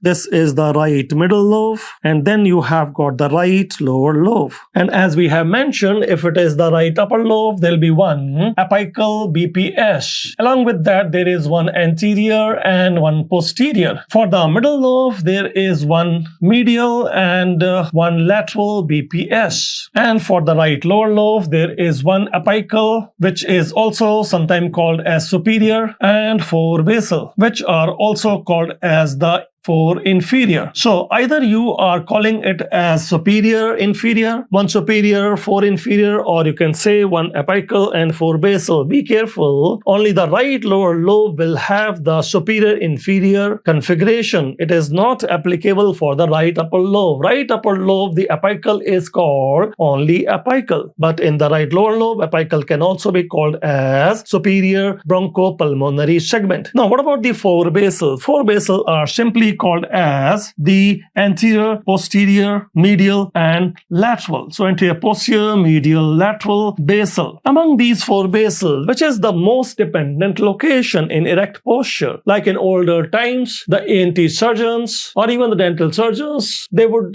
do some operative procedure and there were chances of patient aspirating. So in the erect posture, which could be sitting or standing posture, which is the most common BPS to be involved, gravity will pull the aspirate into which segment? And it is mentioned the most dependent segment in the erect posture is the posterior basal. So posterior basal will develop the abscess due to aspiration. Now, what about the supine posture? Like there are some comatose patient and generally we'll keep them in supine posture, and if they aspirate, then where the aspirate will be found? As you see, these are the coma patient generally kept in supine posture, and as they are aspirating, the aspirate could be at 2 places. 1, it is posterior BPS of the right upper lobe, and 2, it is the apical BPS of right lower lobe. Now we have got a confusion here. The most dependent location in supine posture, we are having two options. What will we doing if both of them are in our question? If you go through the Sebastian surgery or Harrison medicine, both of them are given. But if you talk about anatomy books, only one of them is given, which is the apical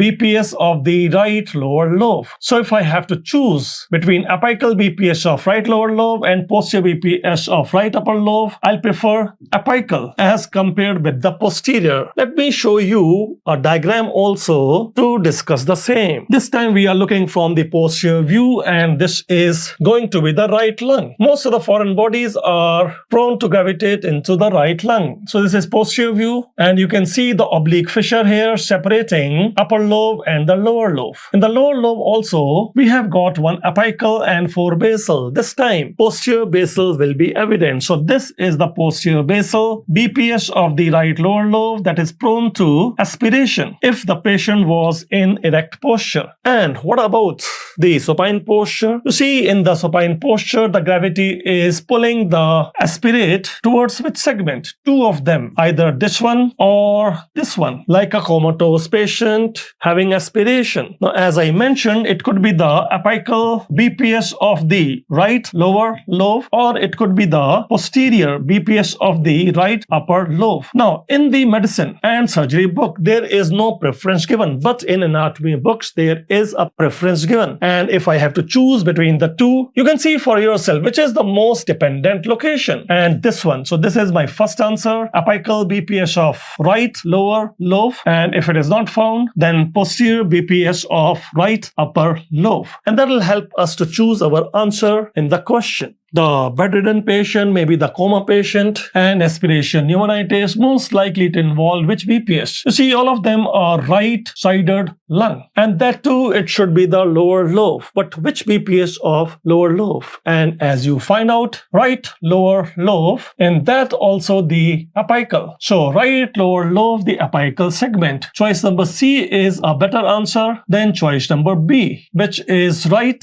upper lobe and posterior, though both of them are given in medicine surgery books, but in anatomy books, it is only choice number C which is given. So I'll go with C in preferential order. And what if it was a patient sitting or standing posture, erect posture? In that case, it will be the right lower lobe and posterior basal, choice number D. But since it is a bedridden patient, choice number C should remain our answer, the most appropriate answer, the apical BPS of right lower lobe.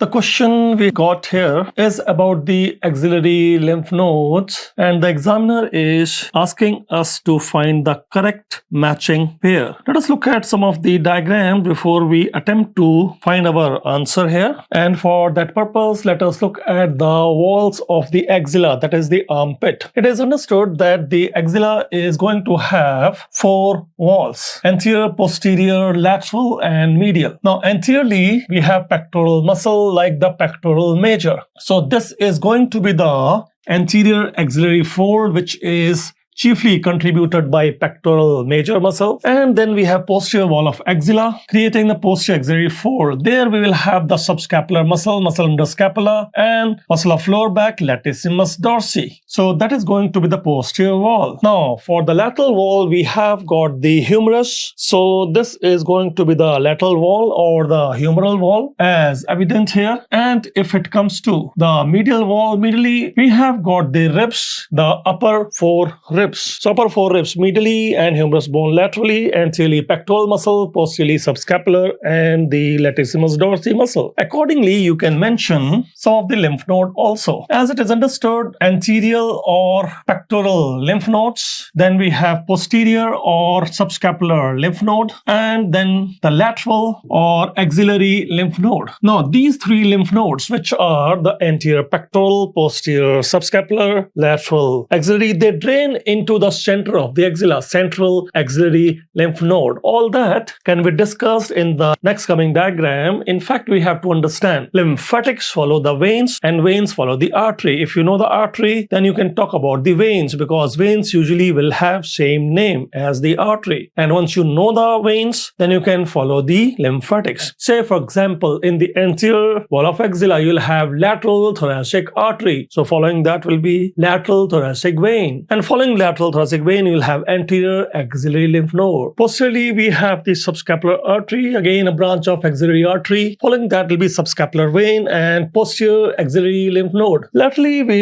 itself have the axillary artery, so followed by axillary vein and lateral axillary lymph node. It will become more evident in the next coming diagram. So as we see in the axilla, we have axillary artery, so following that will be the axillary vein. This is the axillary vein, and axillary vein is actually in the lateral wall of the axilla. So along with that, you will have the lateral axillary lymph node. You can say lateral or you can say humeral. Now, what about the anterior and the posterior? Posteriorly, we find axillary artery giving subscapular artery. So following that will be subscapular vein posteriorly. So this is the subscapular vein posteriorly on the posterior axillary fold, and following that will be the posterior of subscapular group of lymph node, posterior axillary or subscapular lymph node. Similarly, if you talk about the anterior artery, it is lateral thoracic artery, branch of axillary artery. So following that will be lateral thoracic vein, draining into axillary vein. So here is the lateral thoracic vein, and following that is the anterior or pectoral group of lymph nodes. Now these anterior pectoral lymph node or posterior subscapular lymph node or lateral humeral lymph nodes, they will all be draining into central group of axillary lymph node, and this central axillary lymph node ultimately drain into some lymph node below the clavicle called apical or infraclavicular. So these are the apical or infraclavicular lymph nodes. They are also following the axillary vein, which will later continue as the subclavian vein once it goes under the clavicle. But that is not axilla. Then it becomes the neck region. In the neck you have subclavian vein, in the axilla you have the axillary vein. So lymphatics follow the veins and veins follow the artery. It is also understood that there is a muscle, pectoral minor muscle, coming from rib number 3, 4, 5, attaching to the coracoid process as is evident here. Most of the axillary lymph nodes are distal to this muscle. Only one is proximal, that is the apical group of axillary lymph nodes. And with that overview, let us look at a schematic diagram once again. We are relating this diagram with the one which we have got in the question. So as you can see, laterally along with the axillary vein on the lateral wall of axilla or humeral wall, we have got the lateral axillary lymph nodes, which are shown here, the lateral or humeral lymph nodes, lateral axillary or humeral lymph nodes following the axillary vein. Then we have got the posterior or subscapular lymph node, posterior axillary or subscapular lymph node, which can be shown here. These are the posterior axillary or subscapular lymph nodes. Then you can mention about the anterior or pectoral as well. In the anterior wall of axilla, we have anterior axillary or pectoral lymph nodes, which can be shown here. This is anterior or pectoral lymph node, anterior axillary or pectoral lymph node. Now these three are going to drain into the center of axilla. So central axillary lymph node, you can show the drainage here. May it be the lateral or posterior or the anterior, they drain into central axillary lymph node. So here it is in the center of axilla. Same thing can be mentioned here. This is in the center of axilla, the central axillary lymph node, and they are receiving the drainage from the lateral, from the posterior, and from the anterior as well. Then where the central axillary lymph node will be draining? They will drain towards the apex of the axilla, and that is towards the subclavicular or apical axillary lymph node. As you notice, these are the apical or subclavicular axillary lymph node. In a schematic diagram, you can show here the central axillary lymph node draining into the terminal axillary lymph node, which are apical at the apex of the axilla, apical axillary lymph node. Actually, axilla is pyramid shape, having one apex and a base and 4 walls, as we have already mentioned. And then from the apical axillary lymph node, that is infraclavicular lymph node, the lymphatics move towards the supraclavicular lymph node and then drain into what is called described as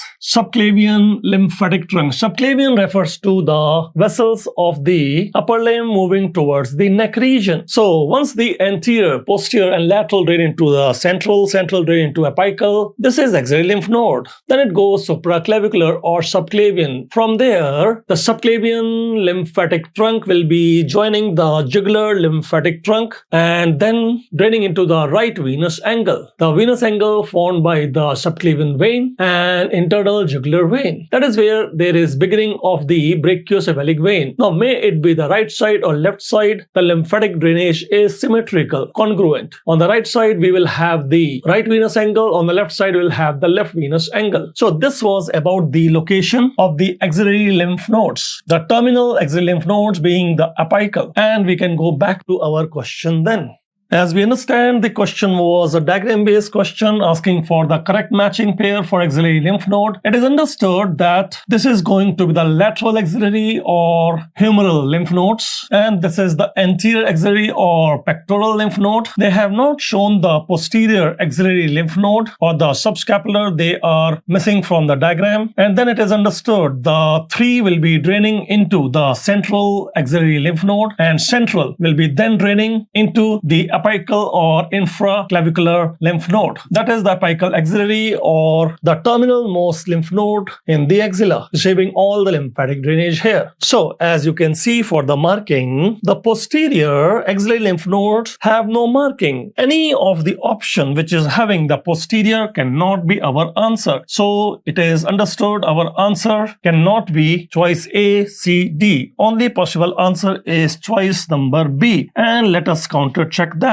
A for lateral. So here A is lateral or humeral, lateral axillary lymph node. And B for anterior. So it is the marker B here, anterior axillary or pectoral lymph node. Then marker C here, central. This is the marker C. Yes, it is central axillary lymph node. And then marker D is the apical. Marker D is the apical. No problem. So we'll keep our answer as choice number B here.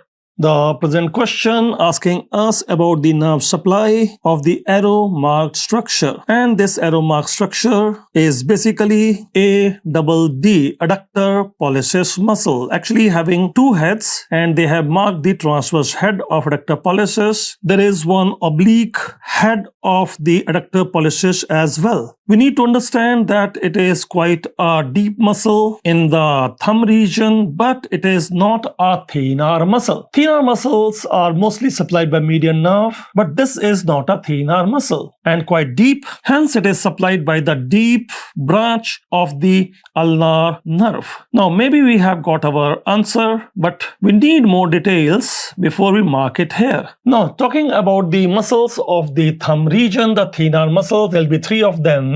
And until you remove them, you cannot see the deeper most muscle, a double D adductor pollicis. So what are the superficially placed muscles for the thumb? All of them, they are working on the thumb, hence their name will be pollicis. For example, this is going to be the abductor pollicis brevis. So this is the abductor pollicis brevis, a muscle for the anterior abduction of the thumb and a short muscle. There is abductor pollicis longus, also the posterior forearm muscle. But this is intrinsic muscle of the hand. Now, along with the abductor, you can also talk about the flexor. This is the flexor pollicis brevis, more towards the interior. So flexor pollicis brevis. And if you remove the two, then deep to them will be the opponent's pollicis, can be seen in the next diagram. In a similar fashion, the thenar muscles have a counterpart, hypothenar muscles. As you will notice, towards the outside are abductor. This is abductor pollicis brevis, and there will be one abductor for the little finger. So abductor digiti minimi. Now, if this is the abductor digiti minimi for the minimal digit or little finger, similarly on the interior you will have the flexor. So flexor pollicis brevis, and there will be flexor flexor digiti minimi. This is the flexor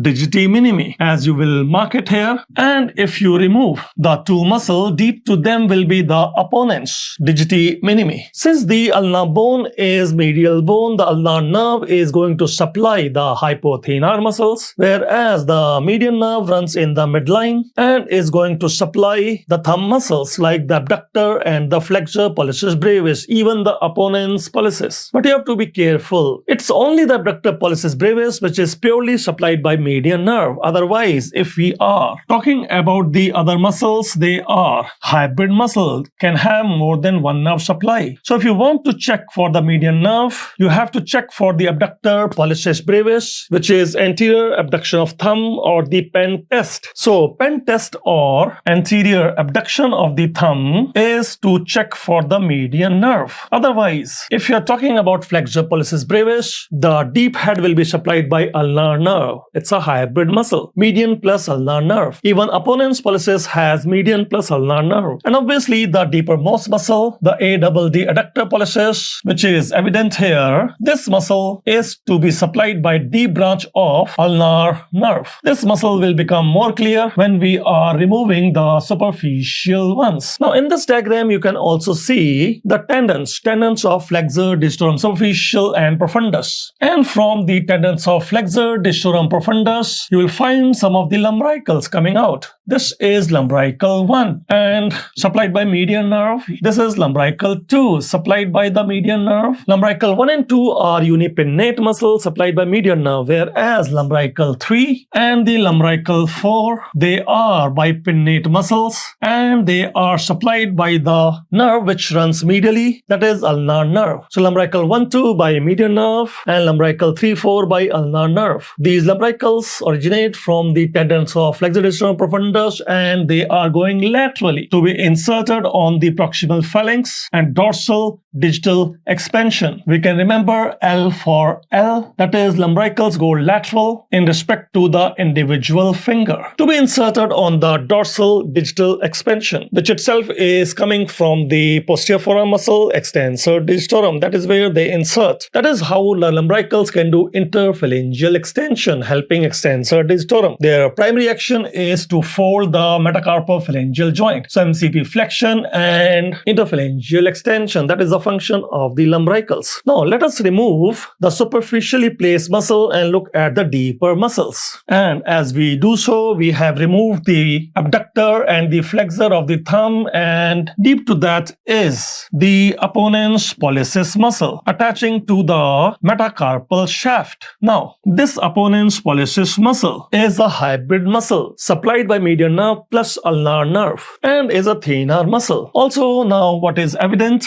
is the adductor pollicis muscle, which is having two heads. There is a transverse head and this is the oblique head of adductor pollicis. And since adductor pollicis is a deep muscle, it is supplied by deep branch of the ulnar nerve. Cannot be seen clearly here. It was hidden in fact and can be seen once you remove the overlying muscles. Also, as you remove the tendons of flexor digitorum superficial and flexor digitorum profundus and the lumbricals, deep to that you can see palmar interossei. Palmar interossei are unipinnate muscles as evident here. So this is one of the palmar interossei, the other palmar interossei, and their function is pad palmar interossei for adducting or bringing the fingers close to the middle finger. So pull these two fingers towards the middle finger and pull these two fingers towards the middle finger, adding them towards the axis or the middle finger. Palmar are for adduction. And if you remove them, then still more deeper you will find dorsal interossei. Dorsal interossei are for abduction or separating the fingers. But since these are interossei between the bones, between the metacarpal bones, they are very deep and hence supplied by deep branch of ulnar nerve. So as we see, there are about 20 muscles in the hand and most of them are being supplied by the ulnar nerve. All the interossei for palmar and for dorsal canal, they are supplied by the ulnar nerve, and ulnar nerve was also supplying the lumbricals for the medial two fingers. Ulnar nerve is also supplying hypothenar muscle or ADD adductor pollicis. In fact, if you look at the pure supply of median nerve would supply abductor pollicis brevis and the first two lumbricals. Otherwise, if you say flexor or opponents, they are hybrid muscle, median nerve plus ulnar nerve. And now we can go back to our question to find the appropriate answer, which we already know because it is asking for nerve supply of the arrow mark structure, which is none other than the transverse head of the adductor pollicis muscle, since it is a deep muscle supplied by deep branch of ulnar nerve. So choice number A would be our answer here. The ulnar nerve also supplying a part of opponent's pollicis as evident here, along with the deep head of flexor pollicis brevis. Otherwise, the superficial head of flexor pollicis, part of the opponent's and abductor, along with the lumbrical 1-2 were supplied by median nerve, but we keep our answer as choice number A here. We have got a case of appendicectomy and post-procedure, there was some bleeding going on. So the examiner is asking ligation of which of the following artery will remain beneficial in this case. So post-appendicectomy, some bleeding is noticed and we need to ligate some of the artery which is giving branch to the appendix. But before we mark the answer, let us look at few diagrams first. We are looking from the front view here and discussing the terminal ileum, cecum, the four parts of colon, rectum and anal canal as shown in this diagram. Now if we say vermiform appendix, then it is a part of the midgut and embryologically should be supplied by a branch of superior mesenteric artery. Superior mesenteric artery supply the midgut area, whereas inferior mesenteric artery supply the hindgut area. Both are branches of abdominal aorta, so you can mark them here. The superior mesenteric artery branch of the abdominal aorta supplying the midgut region, whereas abdominal aorta give us the inferior mesenteric artery to supply the hindgut region. But before we start talking about the inferior mesenteric artery, since our focus is on the appendix artery, it must have come from the superior mesenteric artery. The superior mesenteric artery is going to supply the midgut region, which will include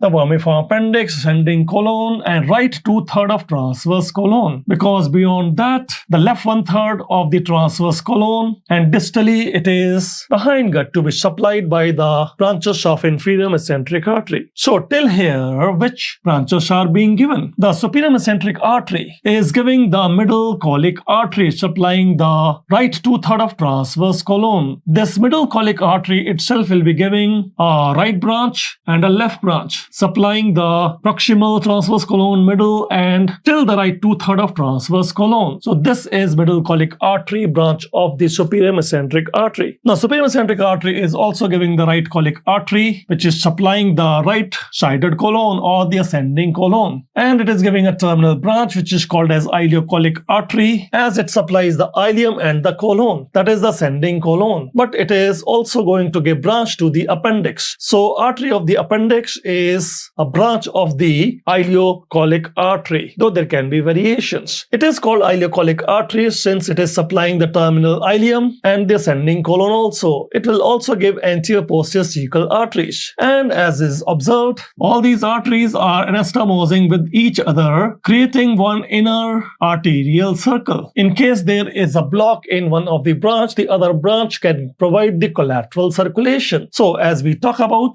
the arterial supply to the appendix, it is coming from the ileocolic artery. We could ligate this artery so as to stop the bleeding from the artery of the appendix. Now, once we have mentioned that, we can draw the same diagram ourselves, where we can also talk about the inferior mesenteric artery giving branches to the hindgut. So this is going to be the abdominal aorta, and it is giving us superior mesenteric artery for the midgut and inferior mesenteric artery for the hindgut. We can also draw the parts of the intestine here, the 8 parts of the large intestine, which are vermiform appendix, the cecum, ascending colon, transverse colon, descending colon, sigmoid colon, and then the rectum and anal canal. So this is rectum, anal canal, this is sigmoid colon, this is the descending colon, transverse colon, ascending colon. So talking about the 8 parts of the large intestine, vermiform appendix, cecum, ascending colon, transverse and descending colon, this is sigmoid colon, and then we have got rectum and anal canal. Now we can put the boundary line here, which is junction of the right 2/3 of the transverse colon and the left 1/3 of transverse colon, which is also called as the splenic flexure. The splenic flexure is basically under the territory of the hindgut artery, which will be inferior mesenteric artery. But till the right 2/3 of transverse colon, it is the supply of the artery of midgut, that is superior mesenteric artery. And the branches it is giving are the middle colic artery. This middle colic artery, branch of superior mesenteric artery, itself will give right branch and the left branch to supply the transverse colon. Then we have got one branch of the superior mesenteric artery, and that branch is called as the right colic artery, supplying the ascending colon region. Plus the superior mesenteric artery is giving us the ileocolic artery. This ileocolic artery is supplying the terminal ileum and the ascending colon, hence the name ileocolic artery, but it also will supply the cecum and the appendix. And we were talking about this branch to appendix, the appendicular artery. If you have done the appendicectomy and some bleed is going on, you could block the ileocolic artery, hence arresting the bleed. And these branches, like the terminal portion of the superior mesenteric artery, will have collateral circulation, some fine arterial branches making a circle on the inner side of the ascending colon, transverse colon, to provide collateral circulation. Now there is a watershed area at the junction of right 2/3 of transverse colon and left 1/3 transverse colon. At this watershed area, very small branches are supplying few branches of superior mesenteric and few branches of inferior mesenteric. And this area, especially splenic flexure, is watershed area prone to ischemia. Whenever there is a chance of ischemia, the first part of the colon undergoing ischemic necrosis will be watershed area or the splenic flexure area. Now, we have told this portion to be supplied by superior mesenteric artery, artery of midgut. What about this portion? There you will have the branches of inferior mesenteric artery, as can be seen. Now, inferior mesenteric artery giving left colic artery to supply the left colon or the descending colon. And from the left colic artery, you will find some of the ascending branches reaching towards the splenic flexure. So left colic artery supplying the hindgut region, left 1/3 of transverse colon, splenic flexure, descending colon, and then the inferior mesenteric artery gives some branches which are called as the sigmoidal arteries, supplying the sigmoid colon, and one superior rectal artery supplying the upper portion of the rectum and anal canal. So superior rectal artery is not only supplying the superior part of the rectum but also the upper part of the anal canal. These are the sigmoidal arteries. So this is the territory of the hindgut and under the branches of inferior mesenteric artery. Now we can go back to our question, where it is evident that if we have done the appendicectomy and post-op there is some bleeding, we could ligate the parent artery of appendix, and that should be the ileocolic artery. Choice number B should be our answer here. The present question is showing us a CT scan view of the liver and asking us to identify the arrow marked segment. As it is understood, liver is going to have 8 surgical segments which can be helping us to do segmentectomy, and they are numbered in Roman numerals 1, 2, 3 till 8. As the options are telling which segment is it, 4, 5, 6, 7. Now the liver can be divided into certain sectors by following the 3 hepatic veins, and further following the branches of portal vein you can create 8 segments. So we are going to find out the details in sequential diagram.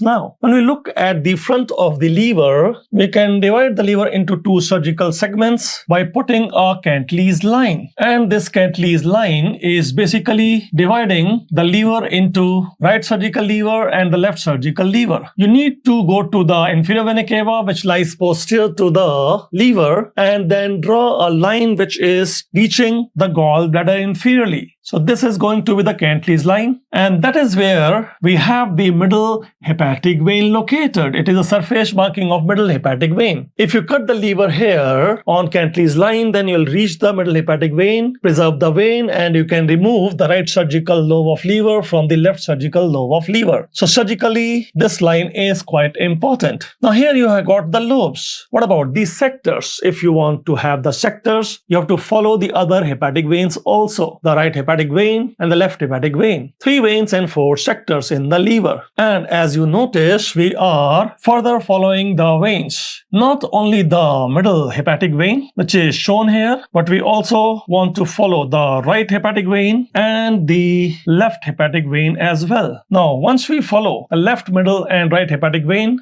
4 sectors are created, out of which we can say 2 on the right side and 2 on the left side. The sectors which are on the left side are called as lateral and medial, whereas the sectors on the right side are called anterior and posterior, according to their 3-dimensional location. And further, these 4 sectors will be divided into 8 segments. But to have the segments, you must follow the branches of portal vein. So when you follow the branches of hepatic vein, you know they are intersectoral in nature, creating 4 sectors. And further, when you add the details of the portal vein, you can have 8 surgical segments. We will be drawing this diagram ourselves, but let us first gather some more information. As is evident here, once again, we are telling Cantley's line is basically following the middle hepatic vein. But we have also got a right hepatic vein and the left hepatic vein draining the liver into inferior vena cava. So this is the inferior vena cava receiving the right hepatic vein, the middle hepatic vein, and also the left hepatic vein. But then we are wanting to have segments, and for that purpose, the portal vein has come. Portal vein brings the nutrients from the gastrointestinal tract into the liver for metabolism. So as we follow the portal vein is giving us 2 branches. The right branch of portal vein, left branch of portal vein. And as we follow this right and left branch of portal vein, they'll further subdivide, and surgically we can follow them to have the 8 surgical segments. They are numbered in clockwise fashion, looking from the front view. Like this is segment number 1. Then you have 2, 3, 4, 5, 6, 7, and 8. They'll become more evident in the next coming diagrams. But this was just an overview that how do we divide the liver into segments. So basically we are talking about the Quinault segments, and these Quinault segments are total 8 in number, and we can follow them for removing, that is called segmentectomy, if there is specific precise pathology in one of these segments. For the Quinault segments, the more important is the portal vein, though it is mentioned that hepatic vein is also followed. But if you have to choose between 2, portal vein should be your first answer as compared with hepatic vein as per Gray's anatomy. What I mean to say is you follow both of them, but if you have to choose between them, the first answer for Quinault segmentation should be portal vein, preferentially. And as I mentioned, looking from the front view, if you are numbering the liver segments, they will be in clockwise fashion. Segment 1, 2, 3, 4, and then 5, 6, 7, 8. Segment 8 come close to segment 1, but it is to be understood segment 1 is very small segment. It is comma-shaped segment, the caudate lobe, and cannot be seen from the front view. It is hidden behind segment number 4. Segment 4 is very large, and it is called as 4 superior, 4 inferior, or you can say 4A, which is superior, 4B, which is inferior. Behind 4A is a small comma-shaped lobe, that is the caudate lobe. You cannot see caudate lobe from the front view, hidden by 4A. So 1, 2, 3, 4 should be the left surgical lever, and 5, 6, 7, 8 should be the right surgical lever. Though later it is understood that the caudate lobe is actually at the boundary line, partly belonging to left surgical lever, partly to the right surgical lever. And how? Let us discuss that by drawing our own diagram here. So we are looking at the front view of the lever here, and it is understood the lever will be draining into the inferior vena cava. With the help of this middle hepatic vein, which is lying deep to the Cantley's line, and along with middle hepatic vein, we also have got the right hepatic vein and the left hepatic vein. Now these are the 3 major hepatic veins, and they are intersectorial in nature. As is evident, they are creating 4 sectors: sector 1, sector 2, sector 3, and sector 4. Surgically, you can follow them and do sectorectomy, remove 1 sector from the liver, or sector 2, 3, 4. But now what you want is segments, and if you want to create liver segments, you must follow the next one, which is portal vein, bringing the nutrients from the GI tract into the liver for metabolism. Now this portal vein is going going to enter at the porta hepatis and giving a right branch and left branch. After that, there'll be several branching, but our purpose is being solved here because we have got 8 segments now and we can number them. Looking from the front view, we have to go in clockwise fashion, and this is going to be the segment number 1. And then we have got 2, 3, 4 in a clockwise fashion. Now this segment number 1, 2, 3, 4 should belong to the left surgical lever, as we have discussed earlier as well. And if we want to talk about the right surgical lever, you can continue in the clockwise fashion. If this is 1, 2, 3, 4, this will become 5, and then 6, 7 and 8. The segment number 8 come close to segment number 1. So this segment number 5, 6, 7, 8 will be the right surgical lever. Now it is to be understood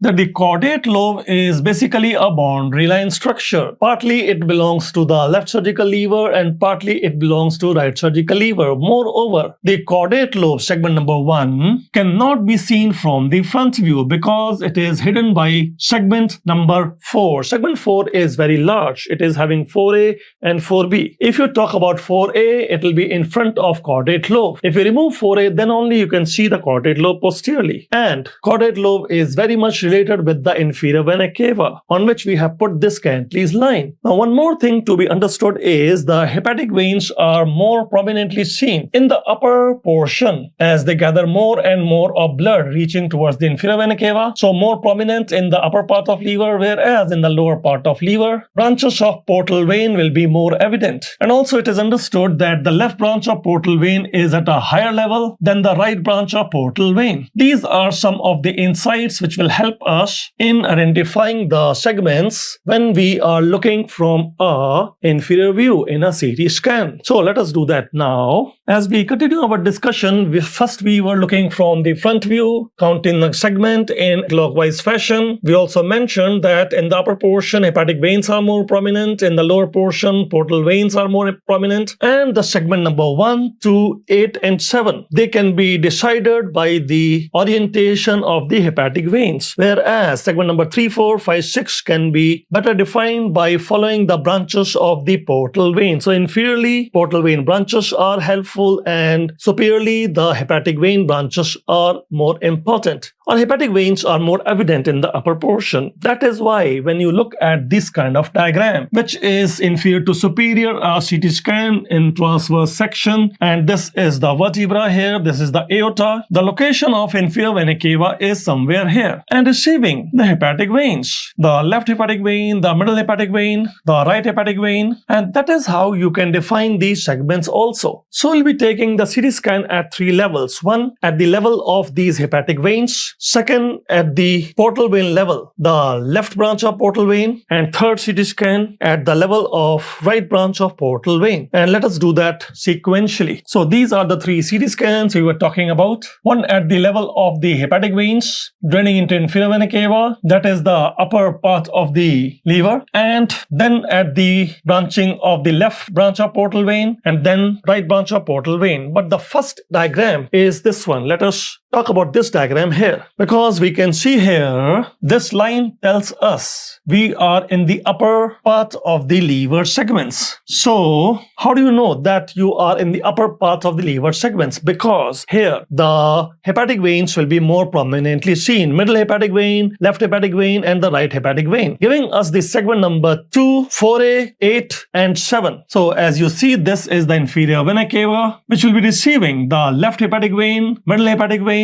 and right hepatic vein. Related to the inferior vena cava is the caudate lobe, segment number 1, hidden posterior to segment number 4, basically 4A. So 4A is the superior part of the segment 4 and hidden behind that is segment number 1. You cannot see the segment number 1 from the front view because it is hidden behind 4A. So if we take a transverse section at this level, which segment will be evident more anteriorly? That will be segment number 2, 4A, 8 and 7. So you can see segment number 2, 4A 8 and 7. And that was actually our question. As you see here, this is the marking of left hepatic vein, this is the middle hepatic vein, this is the right hepatic vein. Diagram taken from the Gray's anatomy. This is the vertebra, this is the aorta. Portal vein details are not yet evident. Hepatic veins are evident, draining into the inferior vena cava. So this is upper part of the liver, because you can't see the portal vein detail. If you see the portal vein detail, then you must be in the lower part of the liver, which has not yet been achieved. This is upper part of the liver. So segment number 2, 4A, 8 and 7. 2, 4A, 8 and 7. This is segment number 2, 4A, 8 and 7. That was actually our question. But anyhow, let us continue downward and take a transverse CT scan at the level of left branch of portal vein. And that will be the next diagram here. Let us move on to the next diagram in sequence. This time, as you can see, we have come slightly below, and it is the level where we see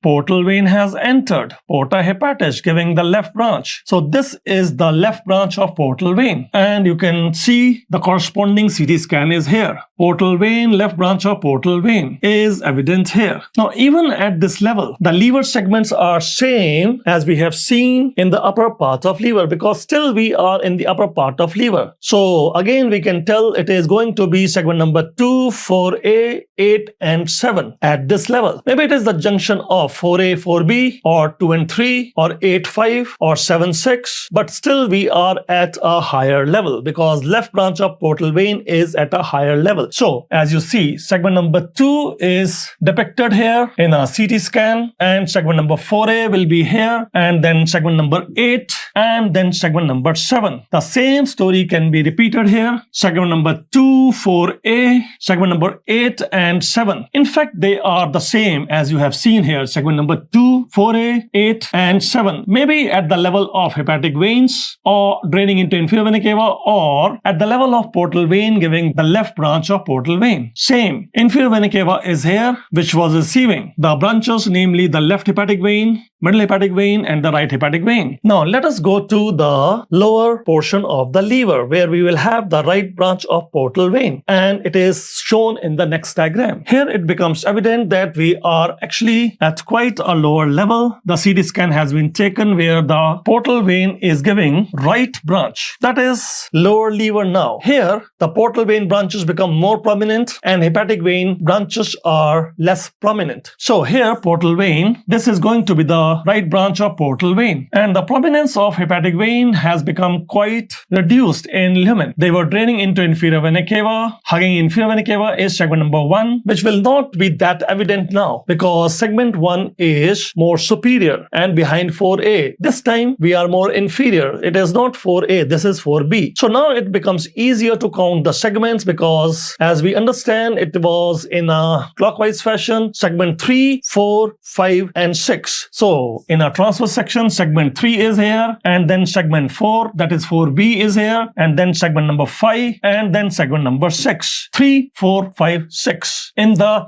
inferior liver at the level of right branch of portal vein. This is the CT scan you will find showing us the right branch of portal vein, and segment number 3, 4, which is 4B because it is inferior, and 5 and 6. 3, 4, 5, 6. But this segment number 3, 4, 5, 6 will be evident in the inferior liver, where the branches of portal vein are more evident as compared with the branches of hepatic vein. Also, you can actually train your eyes how the upper liver looks, how the middle liver looks, and how the inferior liver looks like. If it is more inferior, you can say 3, 4, 5, 6. If it is more superior, you can say 2, 4, 8 and 7. In fact, the question which came to us was upper aspect of the liver. Let us look at the question once again. And as we come back to our question, it was mentioning the CT scan of liver and defining the arrow marked segment. Once again, we can mention this is the vertebra posteriorly, and this is the aorta in front of the vertebra. At this level, we cannot see the portal vein branches.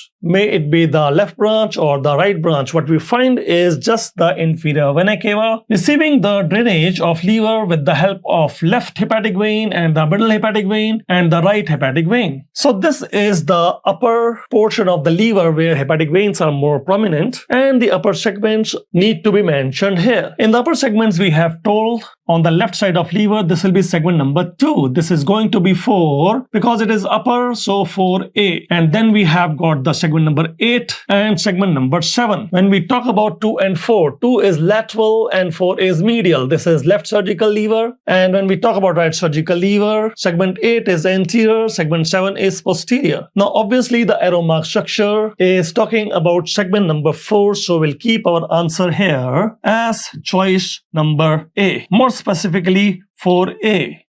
We have got a patient having the bulbous rupture of the urethra, and the examiner is asking about the urine extravasation. Going to reach all of the following places except, and the names given are about the pouches, superficial perineal pouch, deep perineal pouch, the scrotum, the thigh. We need some details before we can attempt this question, and one of that would be looking at the various parts of the male urethra. We are having a sagittal section through the male pelvis, and this is the anterior aspect where we will have the apex of urinary bladder. The urine from the urinary bladder will enter into the urethra, and that part is called prostatic urethra. As we see, prostate is here. Now, after passing through the prostate, urethra passes through the deep perineal pouch, and there it is called as the membranous urethra. So here it is the membranous urethra in the deep perineal pouch. After that, it enters the superficial perineal pouch where we will have the bulbous spongy urethra, and then it enters the penile shaft where we will call it as the penile spongy urethra. So spongy urethra will have two parts, the shorter bulbous spongy urethra in the superficial perineal pouch and longer penile urethra in the penile shaft, penile spongy urethra. This is the diagram which we are supposed to draw ourselves as well, so that we can talk about the bulbous rupture of urethra in detail. But at this moment, what we do is we also talk about the fascial compartments, as again we have taken a sagittal section in the male pelvis. In the anterior abdominal wall, we have a Scarpa's fascia. We are going to follow that here. Now, this Scarpa's fascia, which is membranous layer of the fascia in the abdomen, as you follow it downwards, it is continuous with the penile fascia, and then the penile fascia will be continuous with the scrotal fascia. From the scrotal fascia, it is being continuous with the Colles fascia, and then becomes continuous with the perineal membrane. Perineal membrane is the boundary line between the deep perineal pouch and the superficial perineal pouch. And as we have already described the urethra, the urinary bladder will be sending the urine into the prostatic urethra and the membranous urethra, which will be posterior urethra surgically, and they lie proximal to the perineal membrane. Then we have the anterior urethra, which is inferior to the perineal membrane. Starting in the superficial perineal pouch, we have bulbous spongy urethra, and which becomes penile spongy urethra in the penile shaft. So perineal membrane is the boundary line between the anterior and posterior urethra. Posterior urethra means prostatic plus membranous. Anterior urethra means spongy urethra, which has two parts, bulbous spongy and penile spongy. Now the point is, if there is rupture of bulbous spongy urethra, urine cannot enter the deep perineal pouch, which is prevented by the perineal membrane. It will be there in the superficial perineal pouch, but then due to fascial compartment, the urine can be spreading into scrotal layers, into the penile layers, and it can also pass in front of the pubic bone under Scarpa's fascia to reach the anterior abdominal wall. So 4 places. In bulbous rupture of spongy urethra, the urine can be extravasated into 4 places. One is superficial perineal pouch, the other is scrotal layers, third is penile layers, fourth is anterior abdominal wall. But this extravasation cannot enter the deep perineal pouch, prevented by the perineal membrane. This urine cannot enter the ischiorectal fossa, prevented by the Colles fascia. And though some of the urine can enter the thigh, it cannot extend much into the thigh because thigh has a fascia lata, which is preventing the spread of urine too much into the thigh. So there may be some extravasation into the thigh, but there is a Holden's line, and beyond the Holden's line, the urine cannot move further into the thigh. Now these patients are usually having a straddle injury, like one of the boy riding a bike bicycle on a bumpy road and landing on his bulbous spongy urethra, there is rupture of urethra and extravasation of the urine. As is evident, the urine and blood will be found in the scrotal layers, and there will be a butterfly-shaped perineal hematoma, as is evident here. All this area will be filled with blood and extravasating urine. This is the scrotum region, this is the perineal region between the thigh, and the urine is unable to reach the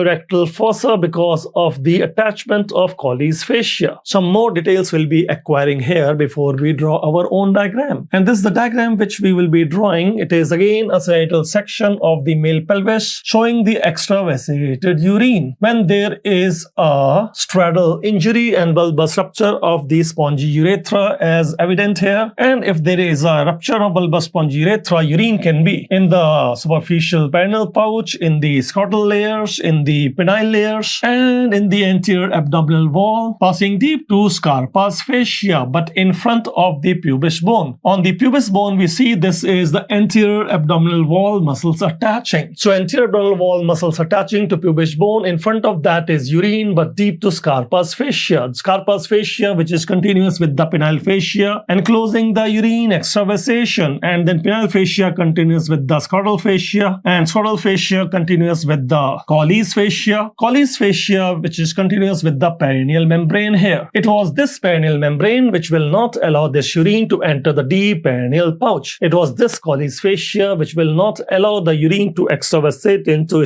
rectal fossa. And it is the fascia lata of the thigh which will not allow the urine to move into thigh except for a little bit, because there is a Holden's line. Beyond the Holden's line, the thigh cannot accommodate any more urine extravasation. And this is the diagram which we are going to draw ourselves now. So this is the apex of urinary bladder, which is looking anterior, and then urine is coming into prostatic urethra. We can show the prostate here, and this is the prostatic urethra. Now the urethra is passing through what is called as deep perineal pouch. So this is the deep perineal pouch where we'll have the membranous urethra, and it is having one floor. The deep perineal pouch is having a floor, and that floor is basically the perineal membrane. So as is evident, the urine in the urinary bladder is passing through the prostatic urethra, which itself is passing through the prostate. Then it is membranous urethra, which is in the deep perineal pouch, pierces the perineal membrane and enter the superficial perineal pouch. In the superficial perineal pouch, there will be bulbous spongy urethra, which will then be having a roof of, you see, superficial perineal pouch is having a roof of the perineal membrane, which itself is the floor of the deep perineal pouch. So in a way, perineal membrane is the boundary line between deep perineal pouch and superficial perineal pouch. Membranous urethra has to puncture the perineal membrane to enter superficial perineal pouch and become bulbous spongy urethra. Now, superficial perineal pouch is having a roof of the perineal membrane. What about the floor? The floor is basically the Colles fascia. This is the Colles fascia, which is forming the floor of the superficial perineal pouch. Now, as you follow the bulbous spongy urethra, it will enter the penile shaft, and we will call it as the penile spongy urethra. So this is the penile spongy urethra. We can also follow the continuation of Colles fascia with the scrotal fascia, which can be shown here, and then scrotal fascia becoming continuous with the penile fascia. So here we have got the scrotal fascia, and scrotal fascia is continuous with the penile fascia, and this penile fascia is then continuous with the Scarpa's fascia on the anterior abdominal wall. As you follow that, you can show here the pubis bone in front of the deep perineal pouch. Attaching to that are the anterior abdominal wall muscles like the external oblique, internal oblique, rectus abdominis muscle, and covering that anterior abdominal wall muscle will be the Scarpa's fascia. The Scarpa's fascia become continuous with the penile fascia. So here is the Scarpa's fascia, the membranous layer of the anterior abdominal wall below the umbilicus, and the Scarpa's fascia is continuous with the penile fascia, is continuous with the scrotal fascia, is continuous with the Colles fascia, is continuous with the perineal membrane. At the junction here, we have what is called as the perineal body. Perineal body, which is a common perineal tendon receiving the insertion of many muscles which are in the deep pouch or in the superficial perineal pouch. And there'll be some fibrous tissue which is lying between the pubic bone and the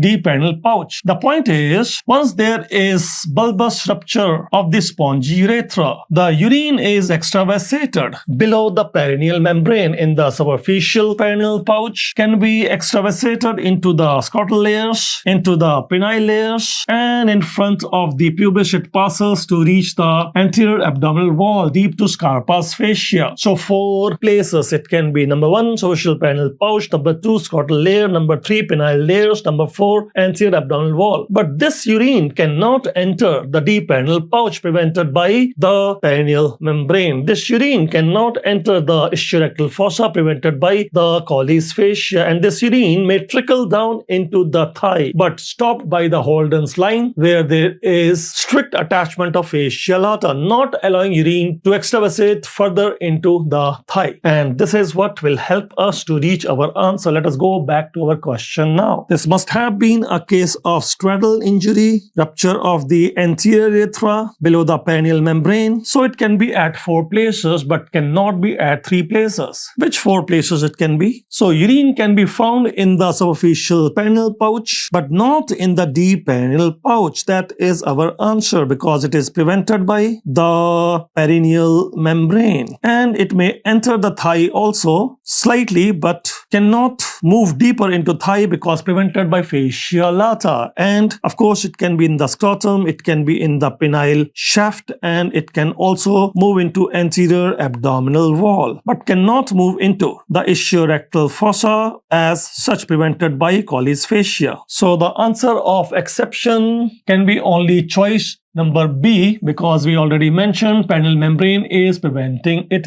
moving there.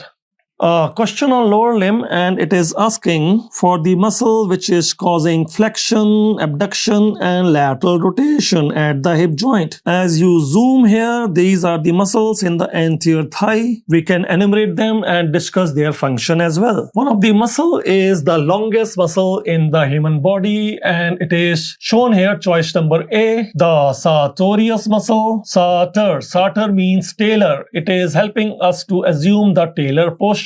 I'll show you a diagram how the tailor is sitting to stitch the clothes. But this is starting from anterior superior iliac spine and it is moving down the longest muscle of the human body, and then it is attaching to the upper medial tibia. It passes posterior to the knee joint and attaches to medial tibia on the upper end. This is the insertion, that is the origin. Certainly working not only at the hip joint but also at the knee joint, folding both of them, actually causing flexion at the hip joint and also flexing the knee joint. Now, what about the other muscles which are marked here? One of the muscle is marked as B, and it is the adductor group of muscle, basically the pectineus. And since the pectineus muscle is a boundary line muscle between the anterior thigh and the medial thigh, it is in the adductor group. It can pull the femur towards the medial side, along with one other muscle which is shown here, marker C. The marker C is none other than the gracilis muscle, the medial thigh muscle. So marker C is the gracilis and it is the medial thigh muscle. It is also coming down and inserting on the upper medial tibia along with the sartorius. So this is where you will have anserine bursa. At the upper medial tibia there is one anserine bursa, and it is between the tendons of muscles belonging to 3 compartments. We say gracie between 2 sardars. The gracie is the gracilis and the sardars, the anterior sardar coming from anterior thigh is sartorius. So sartorius muscle is one of the sardar coming from anterior thigh, the gracie is from medial thigh, the gracilis, and one sardar is coming from posterior thigh. It is the hamstring and it is the semitendinosus muscle tendon. So these 3 tendons may be inflamed. There can be anserine bursitis sometime. But what is the function of the gracilis muscle? Since it belongs to the medial thigh, it is one of the adductor muscle. Means it can pull the femur towards the midline or cross the midline also, a double D adduction. The pectineus and gracilis muscle, they have almost similar function. Then what about the marker D? As you see, marker D is basically the rectus femoris muscle inserting on the patellar tendon and working for the knee extension. So marker D is rectus femoris, one of the component of the quadriceps femoris, which is a muscle working for knee extension, but it can also work on the hip because it crosses hip joint anteriorly, so it can cause hip flexion. Rectus femoris is a muscle which you can show here as well, working not only for the knee extension by inserting on the patella and patellar tendon, but it is also working at the hip joint for the purpose of hip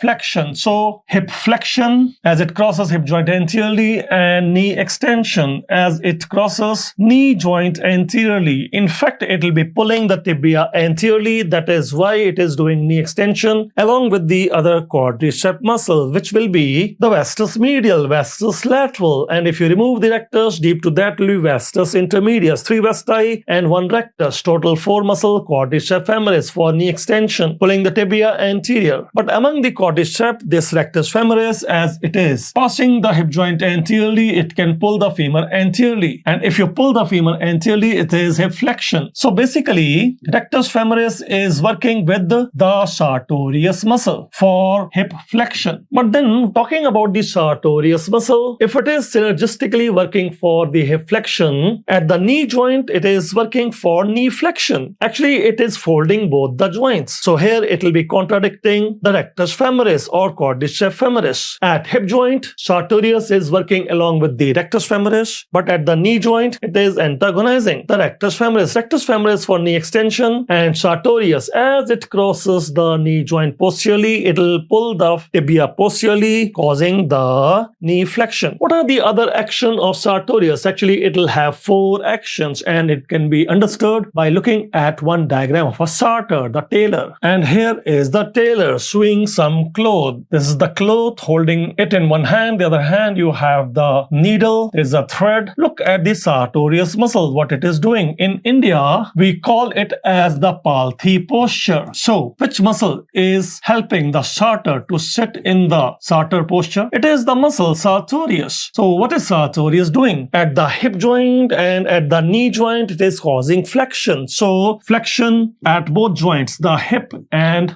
the knee joint. That is how the hip is folded and knee is folded. But then the sartorius muscle has some other action at the hip joint. See, the femur has been laterally rotated. There's a lateral rotation of the femur at the hip joint, and it is going away from the midline, abduction. So at the hip joint, you have some more movement done by sartorius, which are not only abduction at the hip joint, but also lateral rotation at the hip joint. That is how the sartor is sitting in this posture. So what are the 4 actions of the sartorius? 3 at the hip joint and 1 at the knee joint, knee flexion, and at the hip joint it is hip flexion. With the hip flexion there is also abduction and lateral rotation. And that was actually our question. Let us rub this off to have a clear vision here for the markers. And as we see, we are talking about a muscle which is causing flexion, abduction, lateral rotation at the hip joint, none other than the sartorius muscle. So where is the sartorius? It is at marker A. This is the sartorius muscle, longest muscle in the human body. Origin is anterior superior spine and insertion is upper medial tibia. So marker A should be our answer here.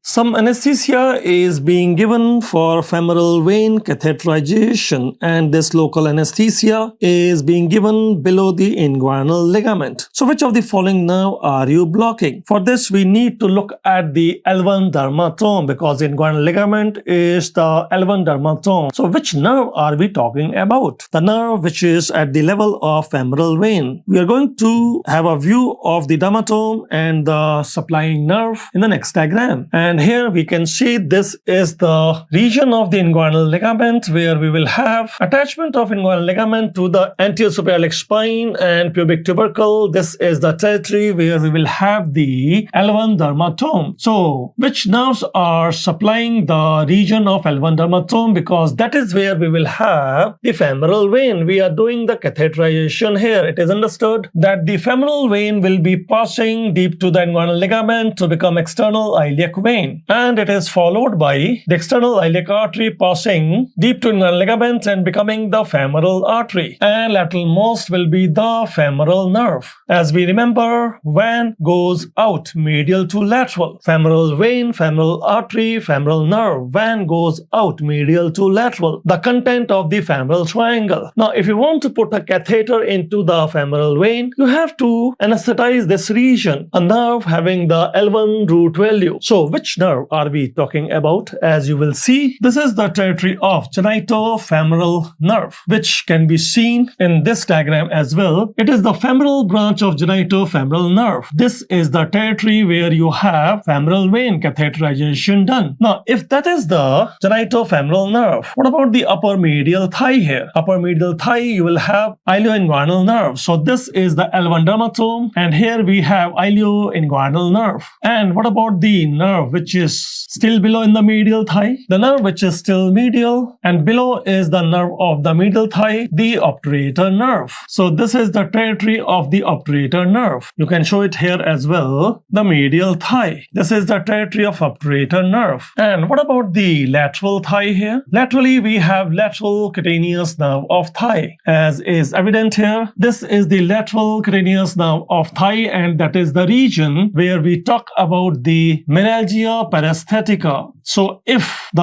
lateral cutaneous nerve of thigh is compromised, there can be meningia paresthetica, sensory disturbance in the lateral thigh, upper lateral thigh. So these are some of the territories which we should be aware of. One more thing, this genitofemoral nerve is actually having two branches. The name is suggesting it will have a genital branch and a femoral branch. Let us look at the detail of this genitofemoral nerve being blocked for the purpose of femoral vein catheterization in the next coming diagram. And as you are looking from the front view, this is front of the right thigh, and we are following the nerve which is genitofemoral nerve. It is giving two branches, one towards the anterior thigh and one towards the genital region. Hence the branches are called genitofemoral nerve. This is the femoral branch of genitofemoral nerve supplying the anterior thigh, and that is the genital branch of genitofemoral nerve supplying the genital region. You can repeat the information in this diagram as well. This is the genitofemoral nerve which is giving two branches, one to the anterior thigh, so we call it as the femoral branch of genitofemoral nerve, and the other branch being the genital branch reaching the genitalia area. So here is the genital branch of genitofemoral nerve. Both can be blocked. If you are blocking the femoral branch as you were doing below the inguinal ligament attaching to anterior superior iliac spine and pubic tubercle, below that you are putting your needle and you are blocking the femoral branch of genitofemoral nerve. This is what we do before we put a catheter into femoral vein to anesthetize the area, L1 dermatome. And if you are working on the base of the penis or the anterior scrotum, you might be blocking this genital branch of genitofemoral nerve, which is sharing the territory with ilioinguinal nerve, supplying the root of the penis and anterior skin of the scrotum. It can also be blocked, as you see this needle passing below inguinal ligament. But since our area of activity was this, we can go back to our question and put the answer there, which is obviously for the femoral vein catheterization, local anesthesia must be given in the L1 dermatome below inguinal ligament, and you are blocking the femoral branch of genitofemoral nerve. That should be our answer. Choice number B is our answer here.